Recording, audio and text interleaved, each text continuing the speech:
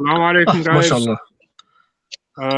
It's Bunur with you. I've got Hassan. I'm on Hassan's account. I've logged in because I've got the laptop. We had some technical problems. Hassan's using his phone, so I've logged into his account. Abdul Hamid, assalamu alaikum. Wa alaikum assalam wa rahmatullahi wa barakatuh, akhi. Alaikum assalam. And Hassan, assalamu alaikum. Wa alaikum assalam wa rahmatullahi wa barakatuh. Oh my gosh, it's gonna be a long day. All right. Give me a second, guys. I'm just gonna open the chat on my phone, just so that I've got everything on my phone as well. By the way, Hassan, this is the original live stream that you created today on your phone, but for some reason you can't do it on Hangout. Really? Okay. Yeah. So let me just, we've only got a couple of guys in there. Let's just wait. Let's try and get a couple more. I'll send the link around. Hassan, do me a favor. You know, on your other video that you were in, and Abdul Hamid, can you share the link there? Because you had about 30 people in the chat, and they've all gone. They're thinking that the stream's ended. No, I'm gonna get. I'm not in no other video.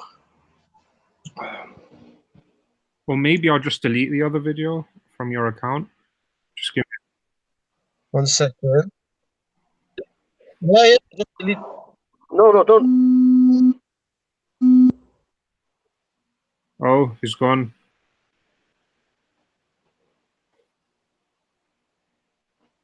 You there, Abdul Hamid? Yeah. All right, so Hassan's gone. He's he tried to do it all on his phone, and it's just not good enough for a full live stream. The problem is, we had a good bunch of people in the other live stream. I guess everyone thinks that was the live stream. It's 12 minutes long with Hassan just cracking joke, and us getting trolled by people. Okay. And this one hasn't got. Oh, we got 5. It's getting there. You know, it's the first one, so it's bound to happen, these things, you know? Yeah. So inshallah, like for the first time, it's all right. You know, next time, inshallah, he'll get it. Yeah. Allah. So how can I see, actually, how can I see the comment section and stuff like that? You gotta just open a tab and go to YouTube. Because I went to YouTube now, but then it plays separate, so I'm hearing double. Like I'm hearing your voice. Just put it on mute. When you open YouTube, put that on mute. Oh, okay. 1 second. That's what I'm gonna do too.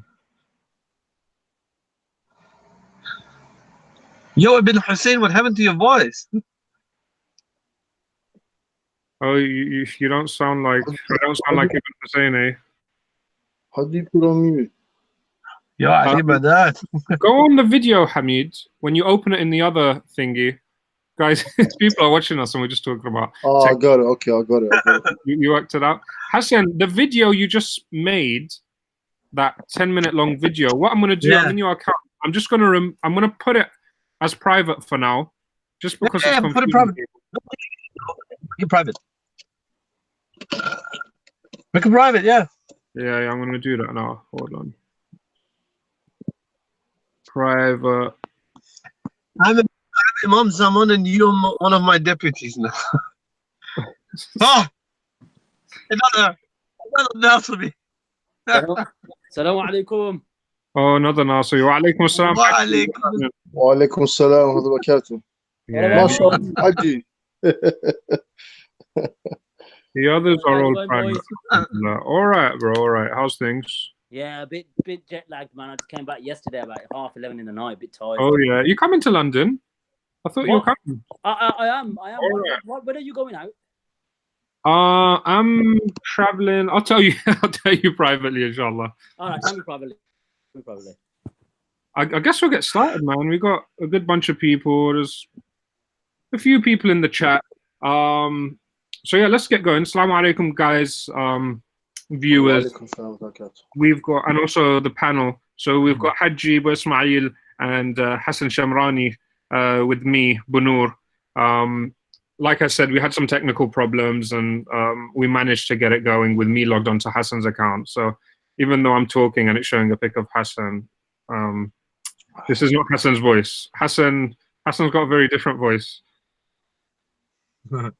He's got quite a varied voice. He does different impersonations. He's got a good. He's got a good. Well, actually, you know, ironically, originally it was the account, everything you started and then pushed me. So in a way, you're going back to the roots. Originally it was like that. It was initiated by the. Yeah, I guess so. Let's get started. There was a sister who asked a question earlier on and then posted it again. So let's start with that. It's Hassan. No, we get to that. Let's first, there's step by step. Let's inshallah go for it. Say salam. First, let's say salawat wa Muhammad wa ala Muhammad. Allahumma salli ala Muhammad wa ali Muhammad. First of all, salam alaikum. Greetings to everybody who's watching.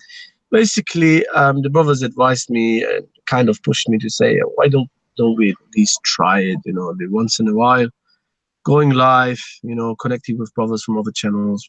Maybe people, have questions. Let's see how it works. So I personally don't know if this is going to be a regular thing in any shape or form. It might not be, but let's see. And we, as Ali, earlier this afternoon, when he said to me, just let's go online and then let's just talk about random things, let people ask questions.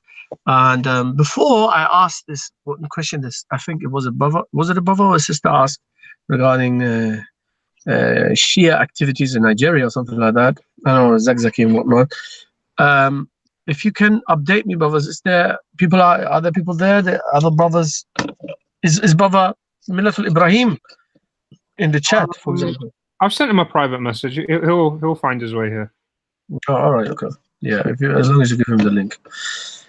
So yeah, Tayyib. So you say we should start with that one question or what? Yeah, since the sister, it was the first question posted a while ago. She posted it twice. Okay, I really try. Let's start with Zakzaky.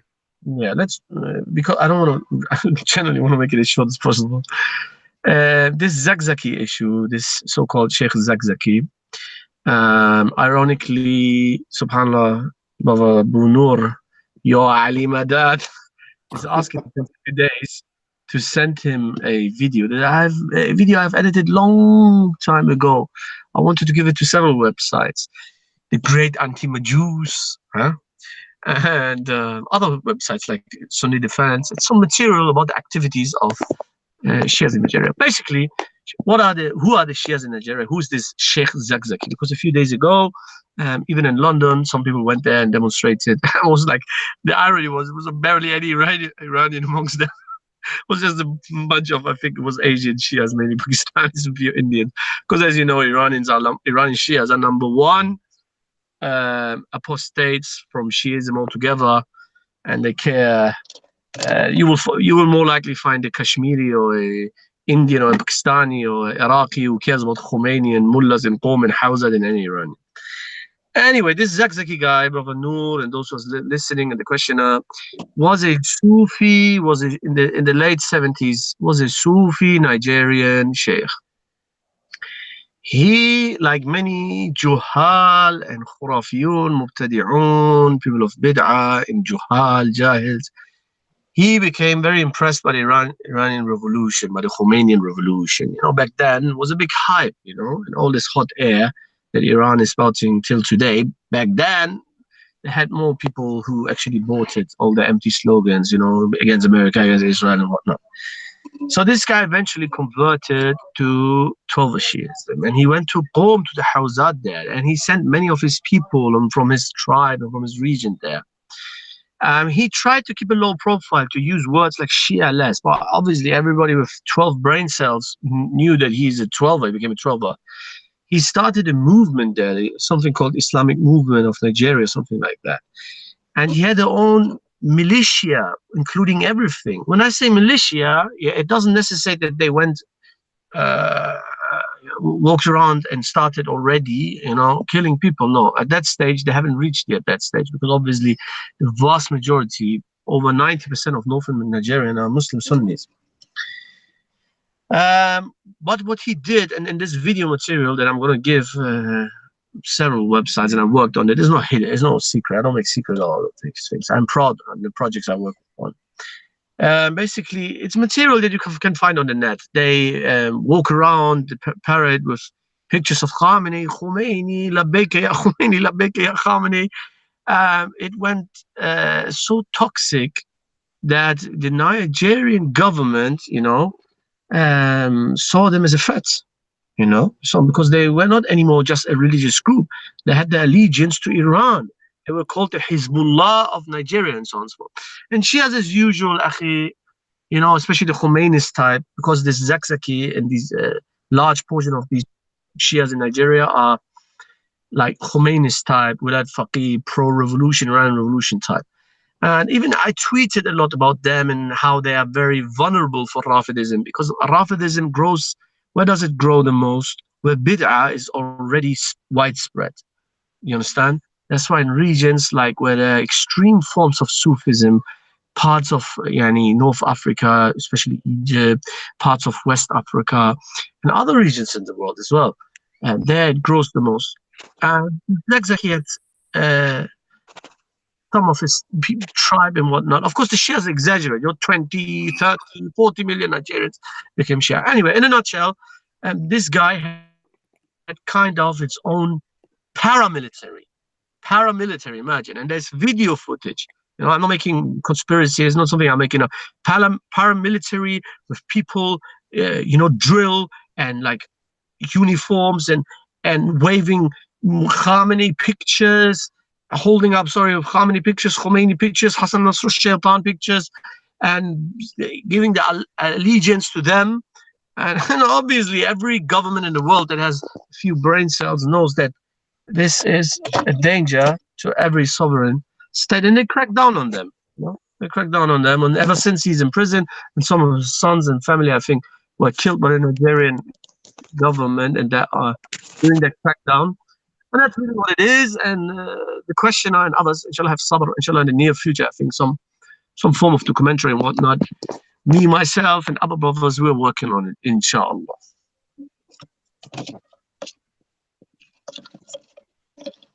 Naam.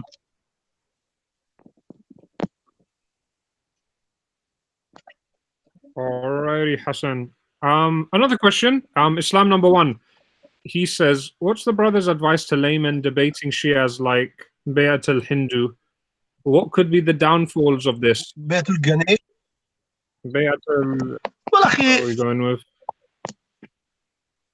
Bayat al-Ghadir, Bayat al-Ghadir al-Qawm, I call him. My advice is, you see, the layman person, there's so many sects. Even if we talk about the major sect, or let's say those sects that are active around the world and attribute to Islam, right? Like Qadianis, Rafida. Let's leave it by Qadiani and Rafida, and then we go to other religions, Christians, those aggressive type of Christianity that is very anti-Islam. You can't be an expert on all these fields, and you can't waste your time on all these you can't waste your time on every single of these subjects and become an expert on this. So if I were you, if you're genuine and you have passion and you want to learn about an opposing sect theology, then do it seriously, read the books, and then naturally you will become, inshallah, an expert on that field. But if it's not a necessity, then if I were you, I would say, alhamdulillah, that I don't need to busy myself with this. There's experts on Qadianism, there's experts on Rafidism, there's experts refuting Trinitarians, there's experts refuting liberalism and other types of isms that are against Islam and Ahl Sunnah. And yeah, if I were you, I would say, alhamdulillah, that I do not have to get too much involved into this, because do not forget, it's fard kifaya. It's not fardul ayn. It's not a obligation upon every Muslim to refute ahlul bid'ah. It's because it's an impossibility. What the scholars say, it's fard kifaya. A group from amongst the ummah has the responsibility to do that if they're capable to do so. So if there's a Pakistani brother, Arab brother, Indian brother, Indonesian brother, whatever, from wherever, and he specializes in this field, as much as he can, he should write or speak, fight Ahlul Bid'ah with his tongue and with the pen. It's the tradition of Ahlul Sunnah wal Jama'ah. That's my advice. Jazakallah khair. Haji, what's happening, man? Where's Ismail? Yes, we're listening. Can you hear me? What's going on, people? What's going on? What's going on, man? Can you hear me? Is it too warm? It's Noor? hot. Yeah, I can hear you. I can hear you loud and clear. There's one brother, Hassan. He's someone. I think he must be Iranian brother. He's asking, "Salaam alaikum. What books on Shiism in English do you guys recommend?" On English, you know better. You know books in English better than me. I think definitely you would have to read from Dr. Qafari's Usul Madhab al-Shia, which you can get from mahajjaz.com. That's definitely, I think, I would say in English, I don't think there's anything better than that, to be honest. Just translated a lot. Yeah, mashallah. If you go, if you go on mahajjaz.com, I don't know, M-A-H-A-J-J. I'll put a link in the chat. Put a link. Wallahi, I mean, if you download it, they've got quite a good PDFs there, links on books they themselves have translated. I don't think there's anything out there, to be honest, that compares to in English, to be honest. But definitely that Usul Madhab al-Shia, I remember, like, it was Hassan years ago. He recommended that to me, and I remember, like, when I read it, I think, well, it's amazing, man. Like, it depends on what you want. Like, are you trying to study Shiism? Do you want to understand what it is? Or are you trying to refute Shiism? It depends what you want. I mean, if refutations, articles are great as well, you know? There's plenty on, obviously, 12shia.net. Yeah, exactly. Translates books. Bilal did some work. He's got a book. What's it called? I forgot the name of the book. Let me dig it out. I think you know, a lot of I mean, to be fair, because like I've got pretty much every book on Shiism in English there is, to be honest. Not a lot, and to be honest, a lot of them, it's just I don't know. It's just like, you know, a lot to do with conspiracy theories, Jewish temples, and it's funny. As a matter, you know what? You know what? Let's be the first people on earth who give people the advice. Careful. I'm not saying it's allowed to go randomly read every book of Ahlul Bid'ah, but I mean this type of Ahlul Bid'ah, these Zanadiqa.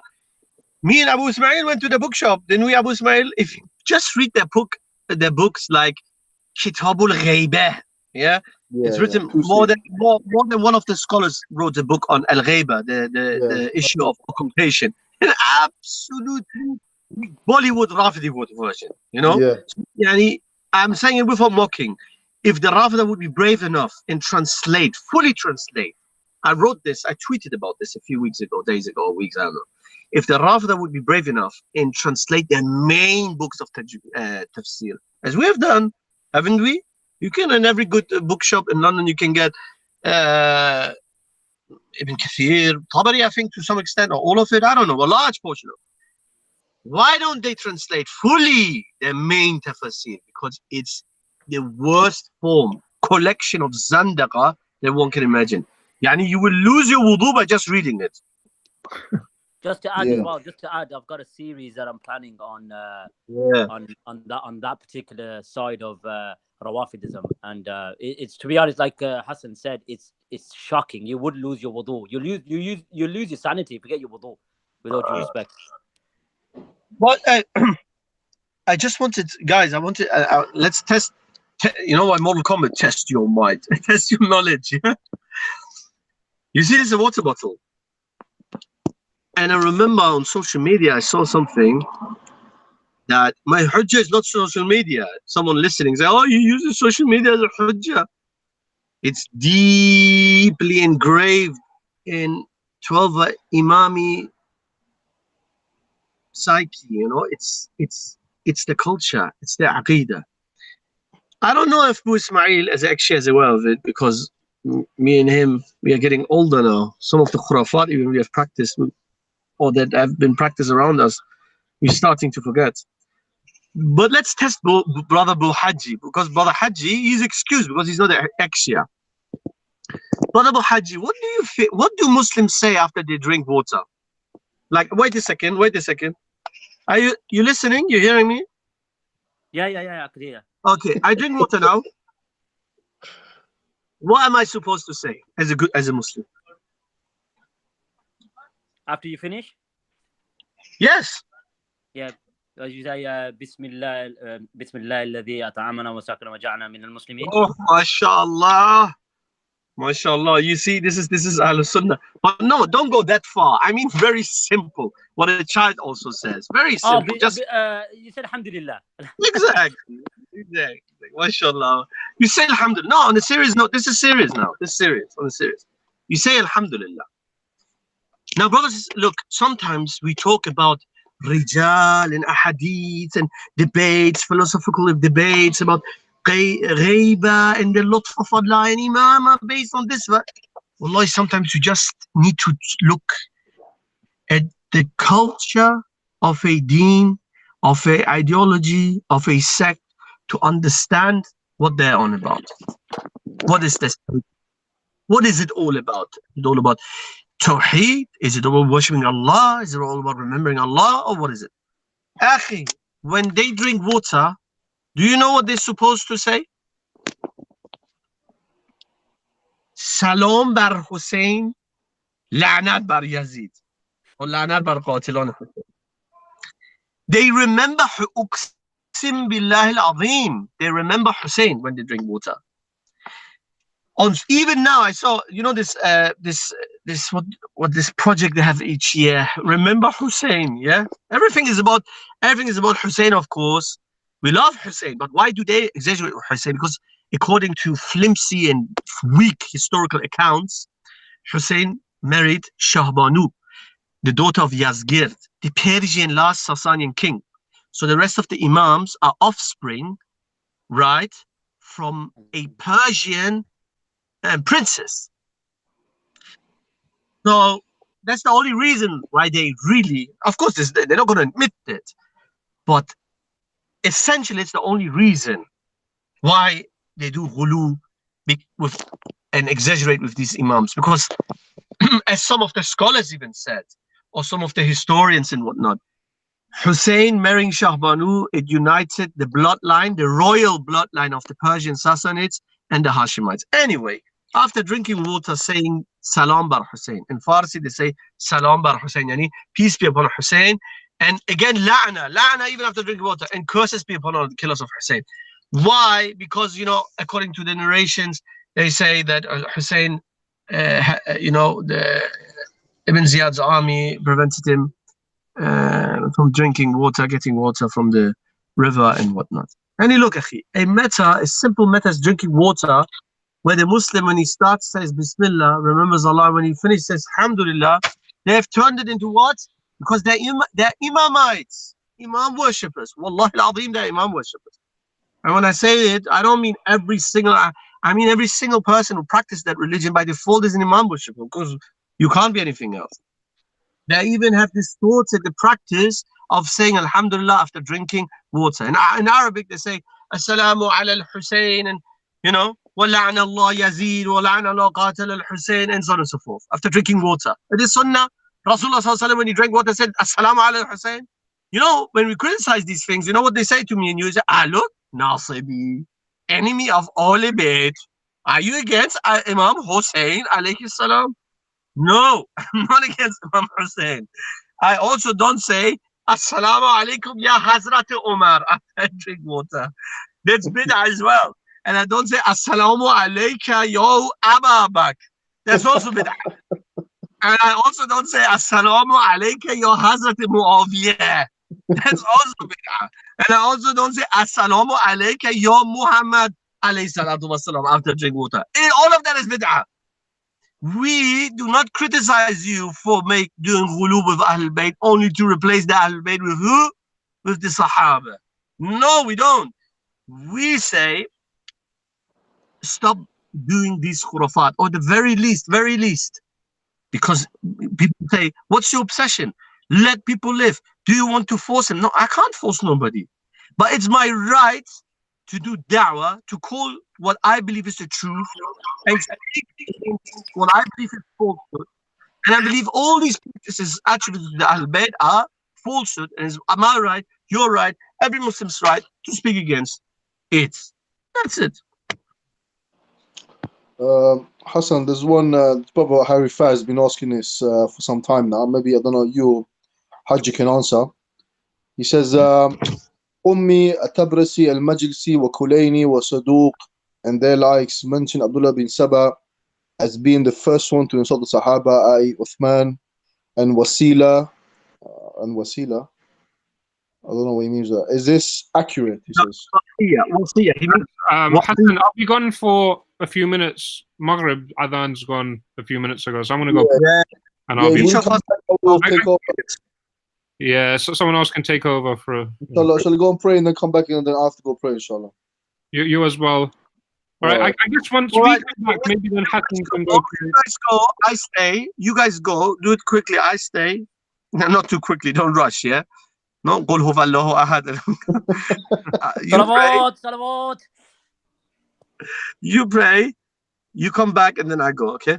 All right, sounds good. So, Abdul Hamid asked, that the brother asked about, he meant wasiyah. The brother meant wasiyah. Wasiyah is, in English you say wasiyah. What do you say, Haji, when you, before you die and you leave testimony, will. Wasiyah, will, not testimony, will. He means wasiyah. Look, we have to be fair, even with our opponents, theological opponents, with even your biggest enemy. You have to be fair. We don't lie upon our enemies. Did major Rafidi scholars, and I wrote an article about Ibn Saba, and I'm a Sunni, and I believe there's not a shred of doubt that Ibn Saba, the Jew of Yemen, was the spiritual father of the essence of Rafidism, not literally the founder of everything what Shiism is today. Because some people say, if Ibn Saba was the founder of Shiism, yeah, then why don't we take our fiqh from him? One time, one Rafidi said to me, why is he not one of our imams? I said, yeah, Ya Allah. I said, subhanAllah, when we say that, for example, Paul, or what is his real name, Saul or Solus or whatever. Bolus. Yeah, but no, he had another name. He changed it before what he was. By the way, when we say he's the spiritual father of the distorted form of Christianity, we do know that according to Christians, he's righteous, for example, and they accept him. And we do know that according to 12ers, Ibn Saba, well, they have two opinions. Modern day opinion, some of the scholars went overboard, over the top, and completely denied his existence. That's a weak opinion. His existence is proven by Sunnis, acknowledged by Sunni and Shia scholars. Here's the difference. Listen carefully, brother. The difference is this. Classical Shia scholars, those who are the classical ones, and also the modern ones who are a bit more sincere, they admit that he existed. In their oldest book of Rijal and Hadith, there are narrations about Ibn Saba. And what kind of narrations? Attributed to Ahl Bayt, where the Ahl Bayt cursed him. Like, for example, Ja'far al-Sadiq curses him and so on. So what do they say? What would a 12er say to you? A 12er would say to you, listen, yes, Ibn Saba existed, but my imams cursed him. I have nothing to do with him. Full stop. You understand? This is, if we're very just, and we should be just, this is the proper classical Shia position, 12er Imami position, that Ibn Saba existed. Yes, so what? And yes, some of our scholars said that it is sad. Listen, you have to be careful, and you have to be just towards the opponent. The scholars didn't say, yeah, you know what, we all go to Jahannam, and we are all Sabaites, and we are all mushriks and kafirs, and Ibn Saba is actually our big daddy and founder of our madhab, and yeah, he was the first who invented everything. No, they didn't say it this way. The scholars like Nawabakhti and his Firq al-Shia, Nawabakhti was one of the scholars, and he has a book called Firq al-Shia. Firq is plural of Tariqa, means party group. So Firq al-Shia means the Shia groups. So and Nawabakhti and Al-Qummi, those who wrote about Ibn Saba, and in the oldest hadith books, where there's some few narrations about Ibn Saba, and they are sahih according to their standards, what they say, the most they acknowledge is that he existed, and yes, he attributed divinity to Ali, but that's it. Our Imams cursed him, and we have nothing to do with him. Now, I wrote an article in English, and I can give you the link. The Sunni position, the proper Sunni position, and I'm not talking about, you know, this sadhi, hardcore polemical type of and conspiracy stuff. You know, Ibn Saba was responsible for everything. No, I'm actually a critic of this thought, to attribute everything that happened, Jamal and Siffin, and everything to Ibn Saba. No. However, there are very old narrations in our earliest books, authentic, which state, yani they give more detail than Shia narrations. That's important. That Ibn Saba, Ali, according to our narrations, he was told that Ibn Saba goes around in the name of Ali, does what? Of course, doing ghulu with Ali and making bara'a, disassociating himself from Abu Bakr and Umar, and claiming that this is what Ali believes. Ali got so angry, he literally, according to our narrations, insulted this person, Ibn Saba, and declared himself innocent of this belief, right? So there's two major Ibn Saba beliefs that can be found in only one sect in the world. These two beliefs are ghulu, over-exaggerating with the status of Ali, and making takfir and bara'a, disassociating from Abu Bakr and Umar, and the majority of the Sahaba, of course. These two beliefs, Ibn Saba, according to our narrations, attributed to who? Ali. This is why Sunni scholars and those specialized in this field say that Rafidism originates from Ibn Saba. Not that he's literally the founder of everything of the school, everything what you find in school. He is the founder of the spirit of the school, the essence, these two main essence, ghulu with Ali and takfir and bara'a against Abu Bakr and Umar and the majority of the Sahaba. Of course, the Shias will disagree. Of course, they say, no, this is our stance according to our Sahih narrations, and there's no other sect in the world that upholds these evil beliefs, over-exaggerating with Ali and making bara'a against Abu Bakr and Umar. But as I said, this is a long topic, and I'm going to give you my article that I wrote, and I contributed to the website, the blog gifttoshias.com, that is run by an ex-Shia brother. And I'm going to give you this link, inshallah, if you ask me. So I'm 100% sure who was it, and you can study it and read it and understand who is Ibn Saba according to us and according to them. And why is it correct for a Sunni to believe that Ibn Saba was the spiritual father of Rafidism? No, because we don't believe that this was uphold these beliefs like takfir of Sahaba or dissociating from Abu Bakr and Umar, ghulu with Ali and Imama. This wasiyah is Imama, wilaya. We don't believe that Ali held these beliefs.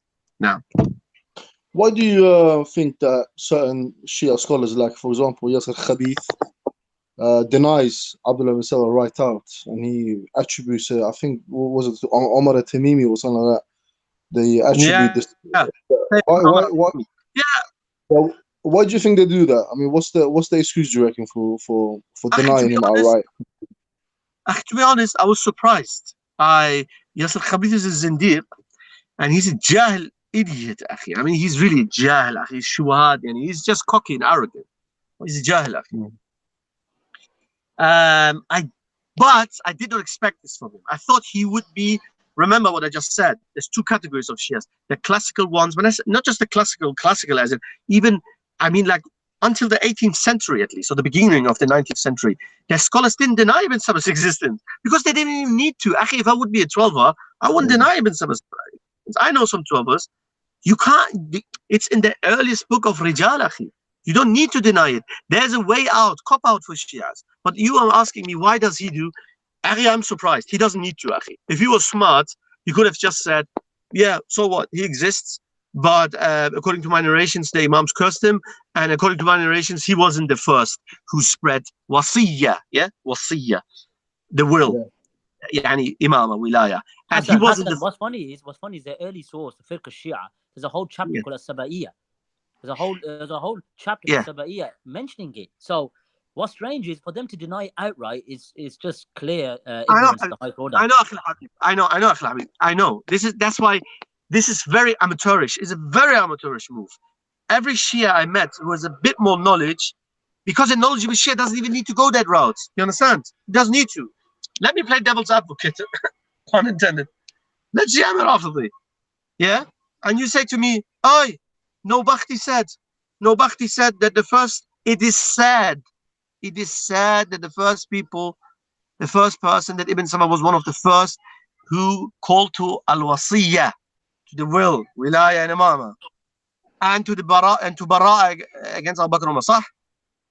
If I would be a 12, I would say to you, so what? No, Bhakti said that, people said that, yeah. People say a lot of things. According to my narrations, Ibn Saba wasn't the first. He was one who went around and said these things. So what? My imams, according to my religion, actually propagated these beliefs, which is of course not true. Especially not true according to our standards and according to our authentic narrations. Bil'aks, to the contrary, according to our narrations, we have authentic narrations of Jabr al-Sadiq. He makes bara'ah against people who make bara'ah, i.e. against people who disassociate themselves against Abu Bakr and Umar. He makes bara'ah against the Rafidah. So for us, it's not a hujjah at all. I'm just trying to say we have to be more nuanced, more fair. You know, it's not as simple. These issues are not black and white. You know, oh, it's in no Bakhti. That's it.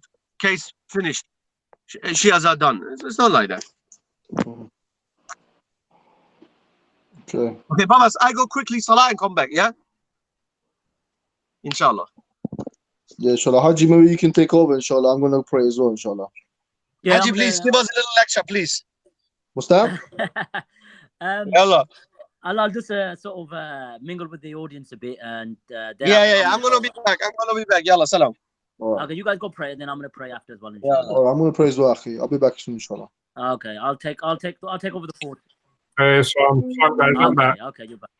I'm back, Haji. So it's me. Ali, I'm gonna go pray, Akhi. Do me a favor, bro. Just can you mod me up? Okay. There's a few trolls in the comment section that needs to be regulated, to be honest. All right. If you just make a comment so I can do it. I guess that's the easiest way. All right, there we are. Okay, let them pray, and then what I'm going to do is then I'm going to head off and pray as well. So at least one is back, then you can sort of have a question and answer session, yeah? All right, Bo Smiley, you're good. You've got Zayn in there as well. Oh, Zayn's there, yeah, you might as well. Okay, so while I'm taking over the fort for a bit, as the Sunni Defense recently or just released a video, you want to talk about that, Bunur? Just to at least, get the... Yeah, before we do that, while we're having a little break, let's just see who's in the chat. How many have we got in there? I don't know. Oh, CC Dawas, we got Sayed in there. Assalamu alaikum, Sayed. How you doing? We got Kai 93991, Hassan Amin Samara, no Mehdi hit. Zayn Sadiqi. How you doing, bro? What else we got here? We got that little rat from Bayat al-Ghadir, the guy they sent to troll. Man.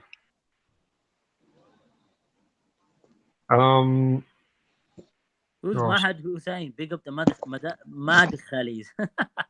It's not that time, mate. It's not that time. Yeah, our focus is 12 Shiism, nothing else. Nothing else, mate. For now, anyways. Regardless, just to add as well, so at least then obviously the brother understands they're still our brothers. You understand? We've got differences with them. Don't overlook that fact that they're still our brothers. You know what I mean? That's from my side anyway. If they don't feel like that, then what do you reckon, Ali? Just to make that out there, they are brothers and they will always be our brothers. And anyone who follows me on Twitter knows what I'm about. I'm very, very pro-Sunni unity. Yeah. I don't really delve into intra-Sunni differences. I know, Haji, you like to... I really don't take sides. I mean, Haji can bear witness to how much I've spoken to him and bashed him and advised 100%. him. And I'm still feeling the effects of the bashing, to be honest. I've still been blocked. I still got blocked by S-props. I defended Muhammad. You see what I'm saying? I think what it is though, it's probably like, you know, I'm one of your friends. Yeah, but be fair to me, Ali. You know, when we had the Takfiriyun come, I went publicly and said Shamsi's my brother and I love him. Do you remember that? Yeah, bro, yeah. So, Allah bless him. He does great work. And this is on public as well. He does great work, and I've got a lot of respect for him. Yes, we've got differences, but you know that happens between brothers. So just don't don't get it twisted that we're enemies. Nothing like that at all. We're brothers. We've got a little difference, and hopefully when I see him in the park next time, I'll be willing to shake his hand. I ain't got no problem. No, none at all. Not at all. Inshallah. Who else we got here? Iranian Sunni. I guess that's the guy Hamid was talking about. Islam number one. He had a question earlier on. Haji, while you're here, I got a question. Sophia sent a question in, and I managed to screenshot it before it got lost in all the different chats or streams we tried to open. So it's addressed to Hassan, but you can answer it. Okay. It says, can you advise how to respond to Sunnis who criticize Muawiyah for appointing his son Yazid? Honestly speaking, from the scholastic point of view, that when he appointed his son, as we know, many of the Sahaba radhiyallahu anhum weren't in favor of this. So we have to be quite neutral and accept the fact that, that there were many other Sahaba around at the time who were more deserving of the position than Yazid. But we know the hadith, obviously, that it would be kingship. Al-Khalifatu ba'di 30 sana thumma takunu mulkan, that the Khilafah, the righteous, the rightly guided Khulafa will be 30 years, and then it will be possession after that.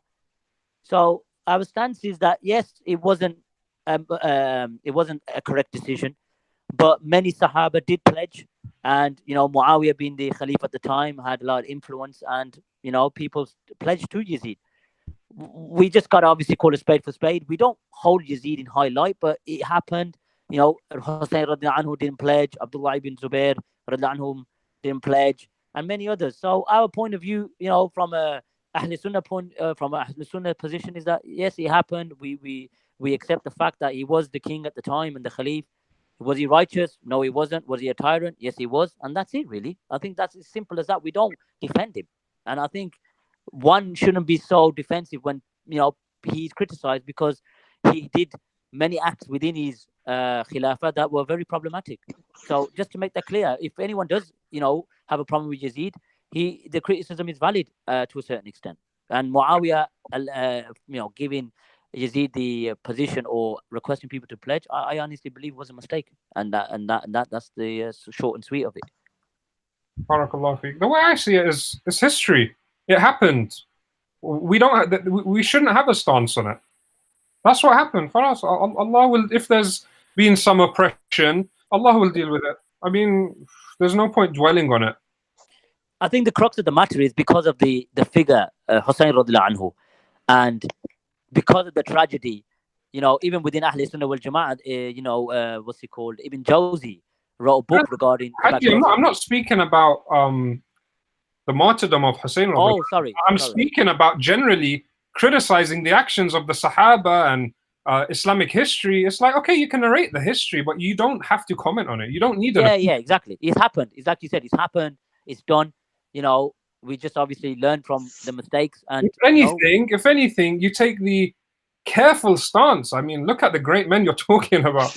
Especially we're talking about Muawiyah radhiyallahu anhu. You don't go in and say, if I was in this position, I would. Come on, man. Who are you speaking about? Look what they've done. Look how great these personalities are. So if you want to talk about history objectively, fair enough. But when it comes to giving opinions on Sahaba, trying to criticize them a certain way, I mean, the issue I've got with this, Ali, is that yes, objectively we have to look at the situations or the circumstances and the historical context that happened. That's fine. And if you want to obviously, go into it and dwell into it, that's fine. The problem with the Rawafid is they make it a religion to find the mistakes of the Sahaba. It is something that they, find comfort in. That look, they made a mistake, or look at this part of history, look at this companion. Yeah, akhi, even if you do find it. I had a really interesting conversation with. There's a guy who is interested in Islam. However, all that he knows, he's an American guy. All that he knew was Rafidism. He's been listening to lectures of Yasir al-Habib. So, because he wants to be fair, he gave me a call. He wanted to, hear other perspectives. And I was surprised. I mean, that's all he knew was cursing, hatred. And I said to him, I said, bro, imagine there was this spotlight on your life, going through everything you've done in your life, picking every single error and magnifying it to the public. I said, how would you feel? He's like, that's horrible. I said, this is what the people you've been listening to do. Mm-hmm. He agreed, and he's like, yeah, you're right. May Allah guide him. Very, very nice, very nice guy. I need to follow up with him as well. It's easy, Ali, don't you agree? It's easy for people to be influenced regarding, because obviously we hold the Sahaba radiallahu anhum to be just. So when you hear the opposite side, which, as I said, if you find it, just say hypothetically we agree with you found a mistake of a Sahabi, we'll just say, yeah, he made a mistake, he's not infallible. Khalas. It's as simple as that. We don't hold this position that if you find a mistake of the Sahaba or any Sahabi, that means every single one or the majority of them are this particular path. They are on a misguided path. It doesn't work like that. And even if you find it, like I said, you're not going to change the position of Ahl Sunnah wal Jama'ah by finding a mistake here and there. It's nonsensical from their point of view. It's very nonsensical. Barakallahu feek. I think Hassan's back. Yeah, I'm gonna go pray now. I'll be back. Yeah, do your thing. Hey, Sam Hassan. Alaikum assalam wa rahmatullah wa barakatuh. Oh, you got some flashing lights on you, man. You ain't committed a crime. Huh? Some police go past. Bro, I'm Imam al-Zaman and you're my deputy, bro. Nobody's gonna do anything to me. I don't understand. Let's have a look. Who else is in the chat? I'm just going through the chat. Omar al-Maliki, he's saying he can't comment on Sunni defense videos. I know you've said this before, bro. I had a look. You're not blocked. I don't know why, man. If anything, just make another account, man. Just make another account. Call it the same thing. Yeah. Who else is spanners don't mean anything. Guys, let's keep the questions focused on Shiism, Sunni Shia polemics. People are trying to bring everything is going on here. Just keep the madkhalis. Only two things on my channel. Two things only: Imamism and things related to Iran and the history of Iran, because that's the only things I'm specialized in. Hassan, expand on that. You only want to talk about, you only want to debate Imamism. Why do you take this stance? No, you mean I only want to debate first as a first step Imama, you mean? Go on. I made it clear many times on my social media, like Twitter. Anyway, that's why I want to debate Al-Layari. The crux, the main difference between us and them, one of the major differences is Imama. A point of salvation. This is salvation. It's a matter of salvation. It's not something light. We are supposed, according to them, to follow 12 Imams. Infallibles, if you like, more general. After the Prophet. Sorry, just to correct myself. So you meant within Imamism or 12 Shiism, you only want to focus on Imama. You don't really want to dwell in other matters. No, I didn't say that I wouldn't delve into, because I do delve into other matters. I talk about that's your main focus. You were saying the initial. Willing to invite people over. I'm ready to listen. I explain to you my point. First of all, I'm not going to accuse anybody of being a coward or running away who doesn't want to debate. This is childish. I'm saying I'm an ex-Shia, and I used to do da'wah to Sunnis. Shias claim that the Quran is on their side. The Quran is the furqan between us and them. Yes or no? The majority of Shia scholars of today, and I'm being fair, I say yes, scholars. They're scholars even. The majority of them, from the Zahir, openly at least, say the Quran is mahfuz, is protected. The Quran we have right now. We believe in it, they say. We Ahl Sunnah say the same.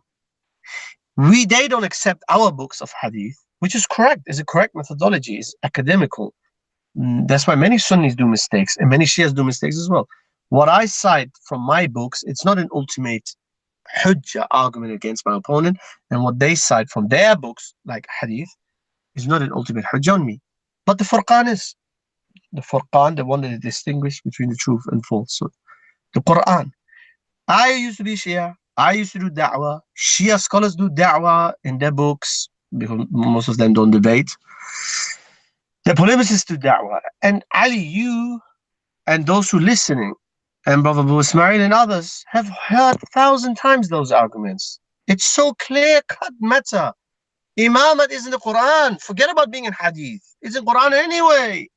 Awiyat vilayat, awiyat tathir, yeah? Awiyat mubawhila, awiyat mavaddat.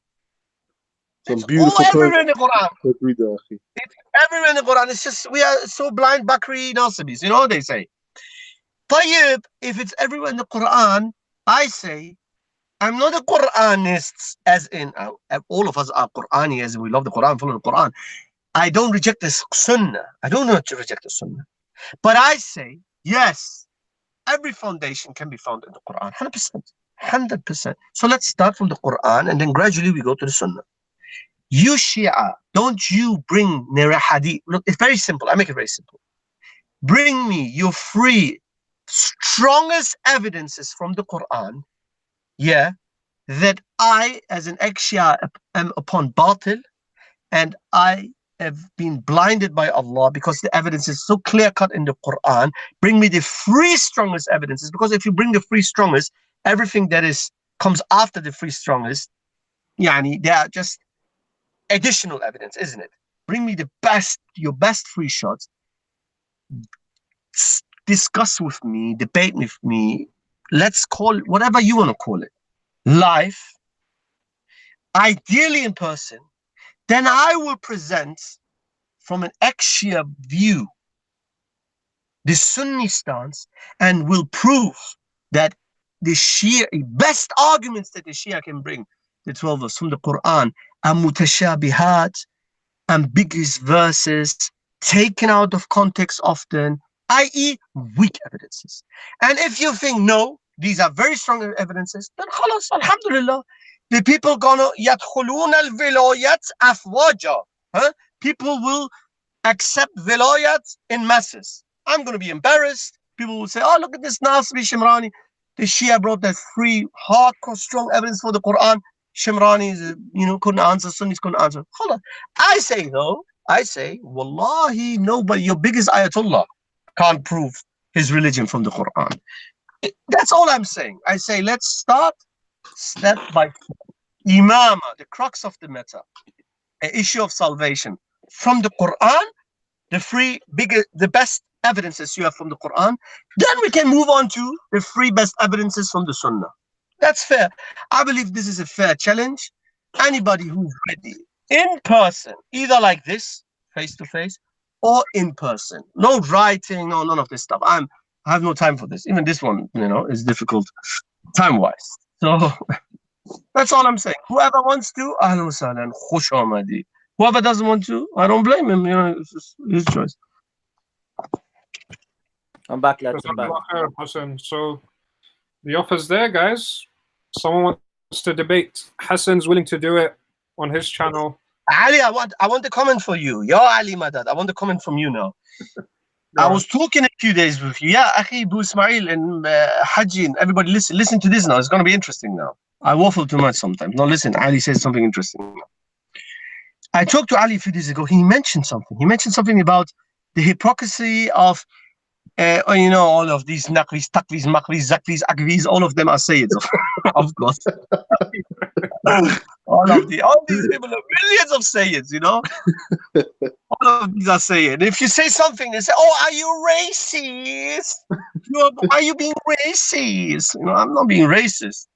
It's just, everybody knows it's a fraud. The vast majority is paid. Your father, you go away from the peninsula, Arabian Peninsula. I said an absolute con. All of them claim Sadat and being Sayyids. Anyway, they said Ali, who got humiliated by Shamsi many times, got humiliated, alhamdulillah, by myself, humiliated by 12 Shia. The Razak I got humiliated in videos. Anyway, I challenged him and I asked him. He wanted to be challenged. Wasn't that 2 years ago, 1 year ago? And then Abu Khurasani, Abu Muslim al-Khurasani, sorry, said, okay, then why don't you debate Shimrani? He said, no, Shimrani, no. Anyway, Ali, you explained a few days ago his hypocrisy.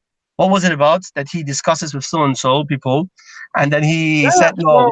So I was just saying, subhanAllah, what, 2 years ago when Hassan wanted to debate them, instead, they came with allegations of being a terror. Hassan's a terrorist, but Ismail's a terrorist.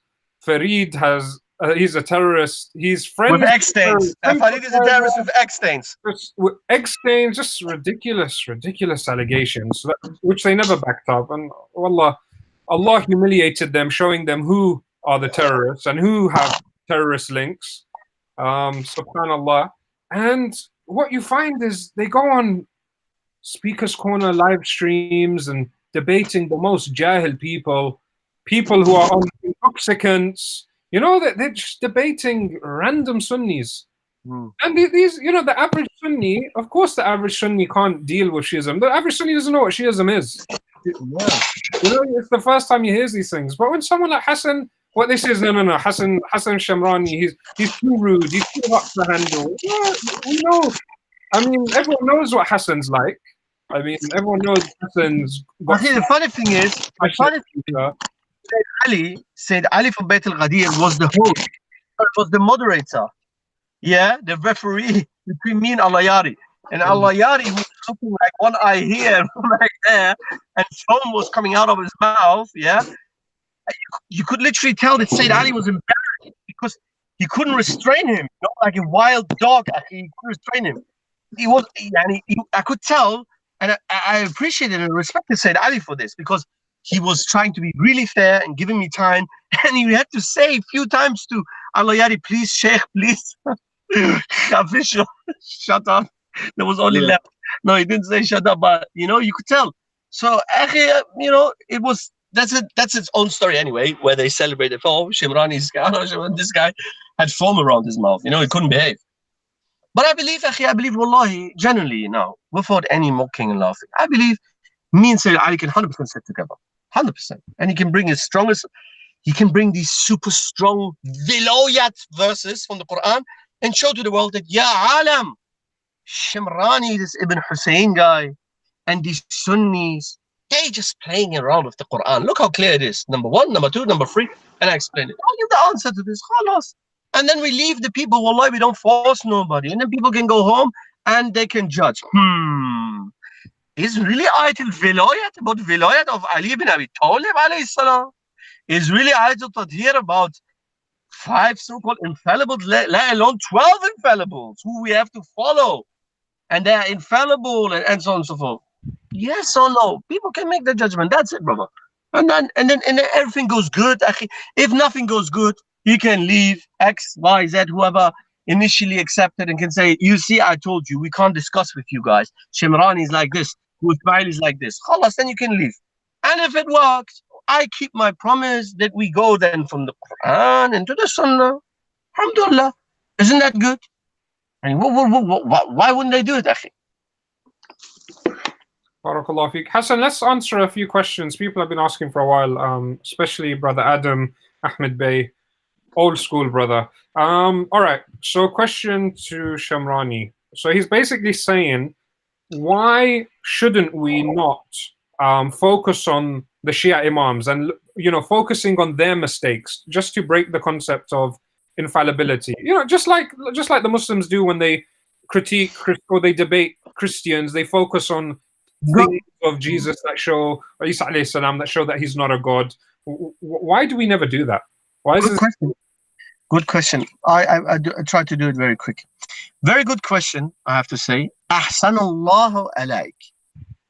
I say this has been done already, especially in the Arabic language. There's many articles, scans from the books. There's many evidences, brothers, from the main books that prove that the Imams were normal human beings who used to forget, something that Rafidis will never accept because it destroys that concept of Isma, which is the bid'ah concept that they have You know, they've built up something. You know, Ahlul Bid'ah. Ahlul Bid'ah make up beliefs and then they look for evidences. You know that, yes? The Qa'idah that the scholars of Sunnah teach us.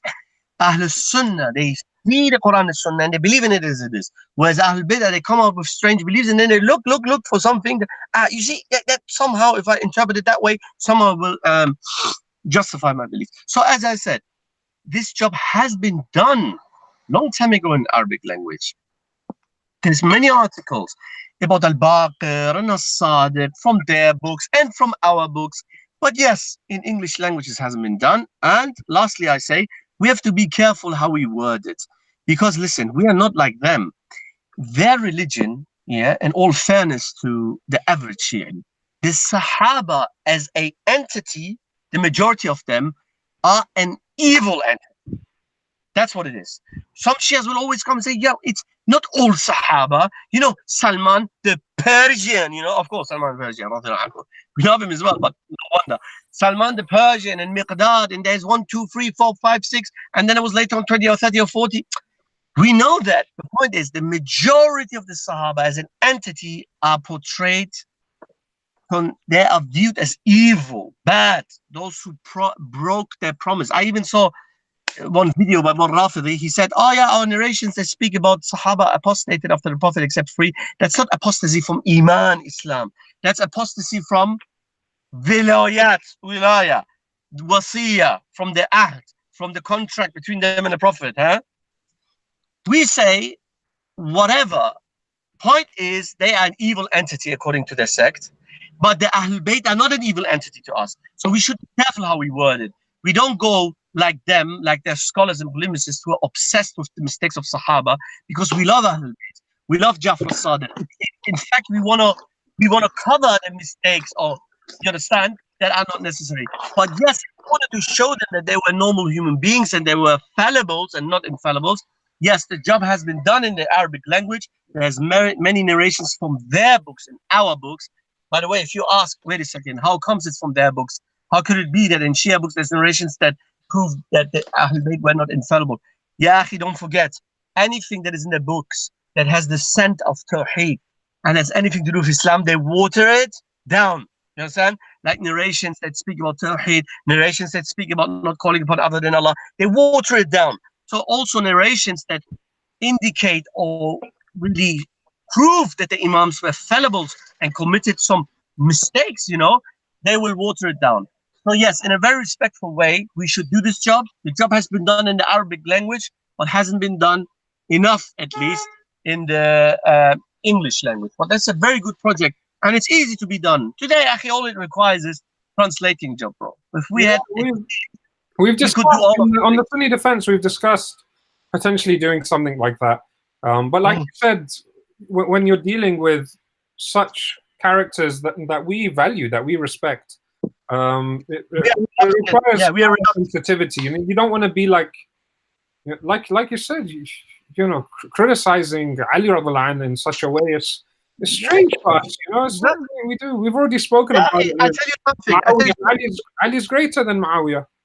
Actually, I'll give you one small example. From one of the researches of Brother Hani. Hani, when he did researches about the Khilafah of Ali, he found the authentic narration, as far as I remember, that Hassan, the son of Ali, criticized his father harshly from moving the capital of Islam, Medina, to Kufa. Right. That's no issue. That's no issue to us Sunnis. And Hassan was free to do that because his father wasn't infallible. Neither was he. Nobody's infallible except the prophets. So that's no problem for us. But we are not Nasibis. We are not Nasibis. We don't make a lecture and say, evil Ali ibn Abi Talib. Right. We are not like this. We are not sick-minded. We love them. But in order just to prove that they are fallible in a respectful way, academically, we can show, yes. I give one last example. In Bukhari, Ali, those who listen, did you know, we have a narration that Imam al-Baqir, that they attribute to be the 5th infallible Imam, used to go to Jabir the Sahabi, at the time when Jabir was blind, and ask him about Hajj. He wanted to know details about Hajj because he didn't know himself. Yes, he was the great-grandson of the Prophet. So what? Astaghfirullah, so what? Of course it has its merit, but it doesn't mean he knows everything. So he wasn't infallible. He hadn't knowledge about everything about the deen. That's a romanticized, over-exaggerated, especially pushed by Persian, Shia, Iranian culture of the Ahl Bayt. It has nothing to do with the Sahaba and Ahl Bayt in Islam itself. And I say this as an Iranian myself, and I'm not self-hating. I love my country. I have no issue being Iranian. This is the truth. Jazakallah khair, Hassan. Let's go through a couple more questions. Brother Reel is asking, how is Sheikh Abu Muntasir and how many Sunnis live in Iran? Okay, quickly. Sheikh Abu Muntasir is good, alhamdulillah. He has a daily live show every day around 5:30 p.m. UK time on his TV channel Tawheed.tv. T-O, it's written the way Raza and Said Ali pronounce Tawheed. T-O-H-E-E-D.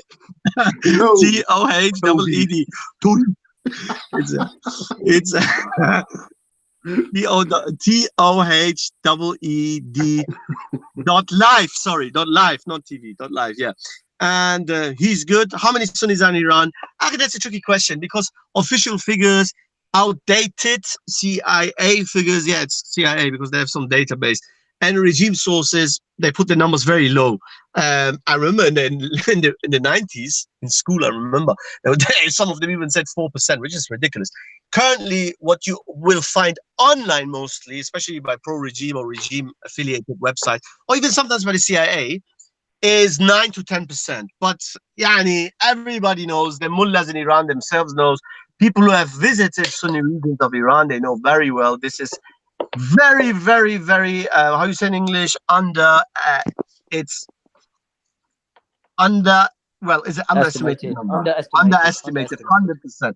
9 to 10% is very underestimated. Realistically, Sunni Iranian organizations, activists, they say that the number, Sunni Iranian, represents at least 20 to 25% of the population, and that's very realistic if you consider, keep in mind that the most border regions of Iran, from Kurdistan to parts of Bushehr, large parts of Hormuzgan, in fact, the majority of West Hormuzgan, where Ali's ancestors are from, there are Persian and Bandari and Arab Sunnis, Baluchistan Sunni, even Persian Khurasani Sunni, Turkmen Sahra Sunni, the majority. So it makes really sense. It's not exaggerated, and it's normal, brother. Some governments, even some Sunni governments do it. We have to be fair. We have to be fair. Like Turkey, I remember in some studies I read, Turkey, puts the number of Turks. I don't know if they still do it, but I remember in the 90s, the number of Kurds were put very low, especially back then, where there was a lot of oppression against the Kurdish minority in Turkey. So the numbers were put very low, ridiculously low. So it's normal of many despotic regimes to put the number of their minorities very low. So as I said, it is realistically between 20 to 25%, and the population of Iran is over 80 million. So you do the math. Salawat, yeah. All right. Rayan is asking, what is the Shia position on suicide bombings? How authentic is Sistani's opinion on this? If anybody knows, I know, but I'll let you guys know. You don't know? No, I know, but I'll let you. Maybe someone's interested in this. No? Anyone? Ismail, Haji, suicide bombings in Shiism. I ain't got a clue, mate. I ain't got a clue.